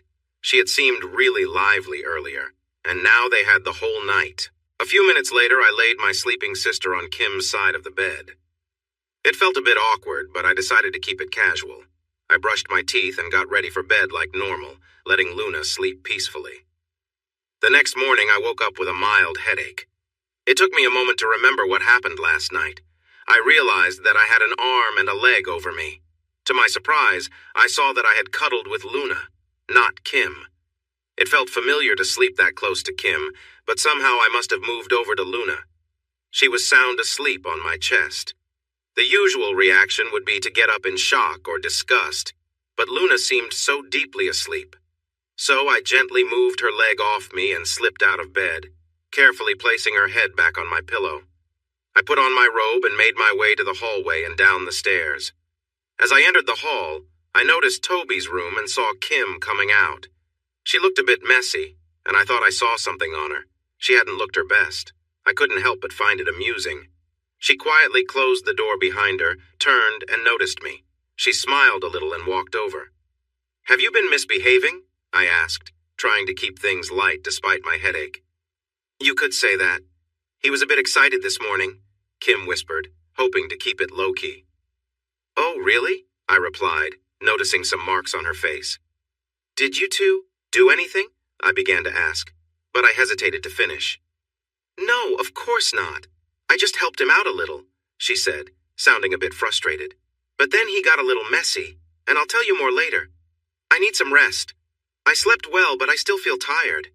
Maybe it's the drinks. You know I can't sleep well unless I'm back in my own bed. All right then, feel free to go. Luna is upstairs, though. Kim shrugged and went upstairs. Thanks for watching this video. Don't forget to subscribe to Infidelity Plus to stay updated with more captivating tales of infidelity and payback. Turn on notifications so you're the first to see our latest content.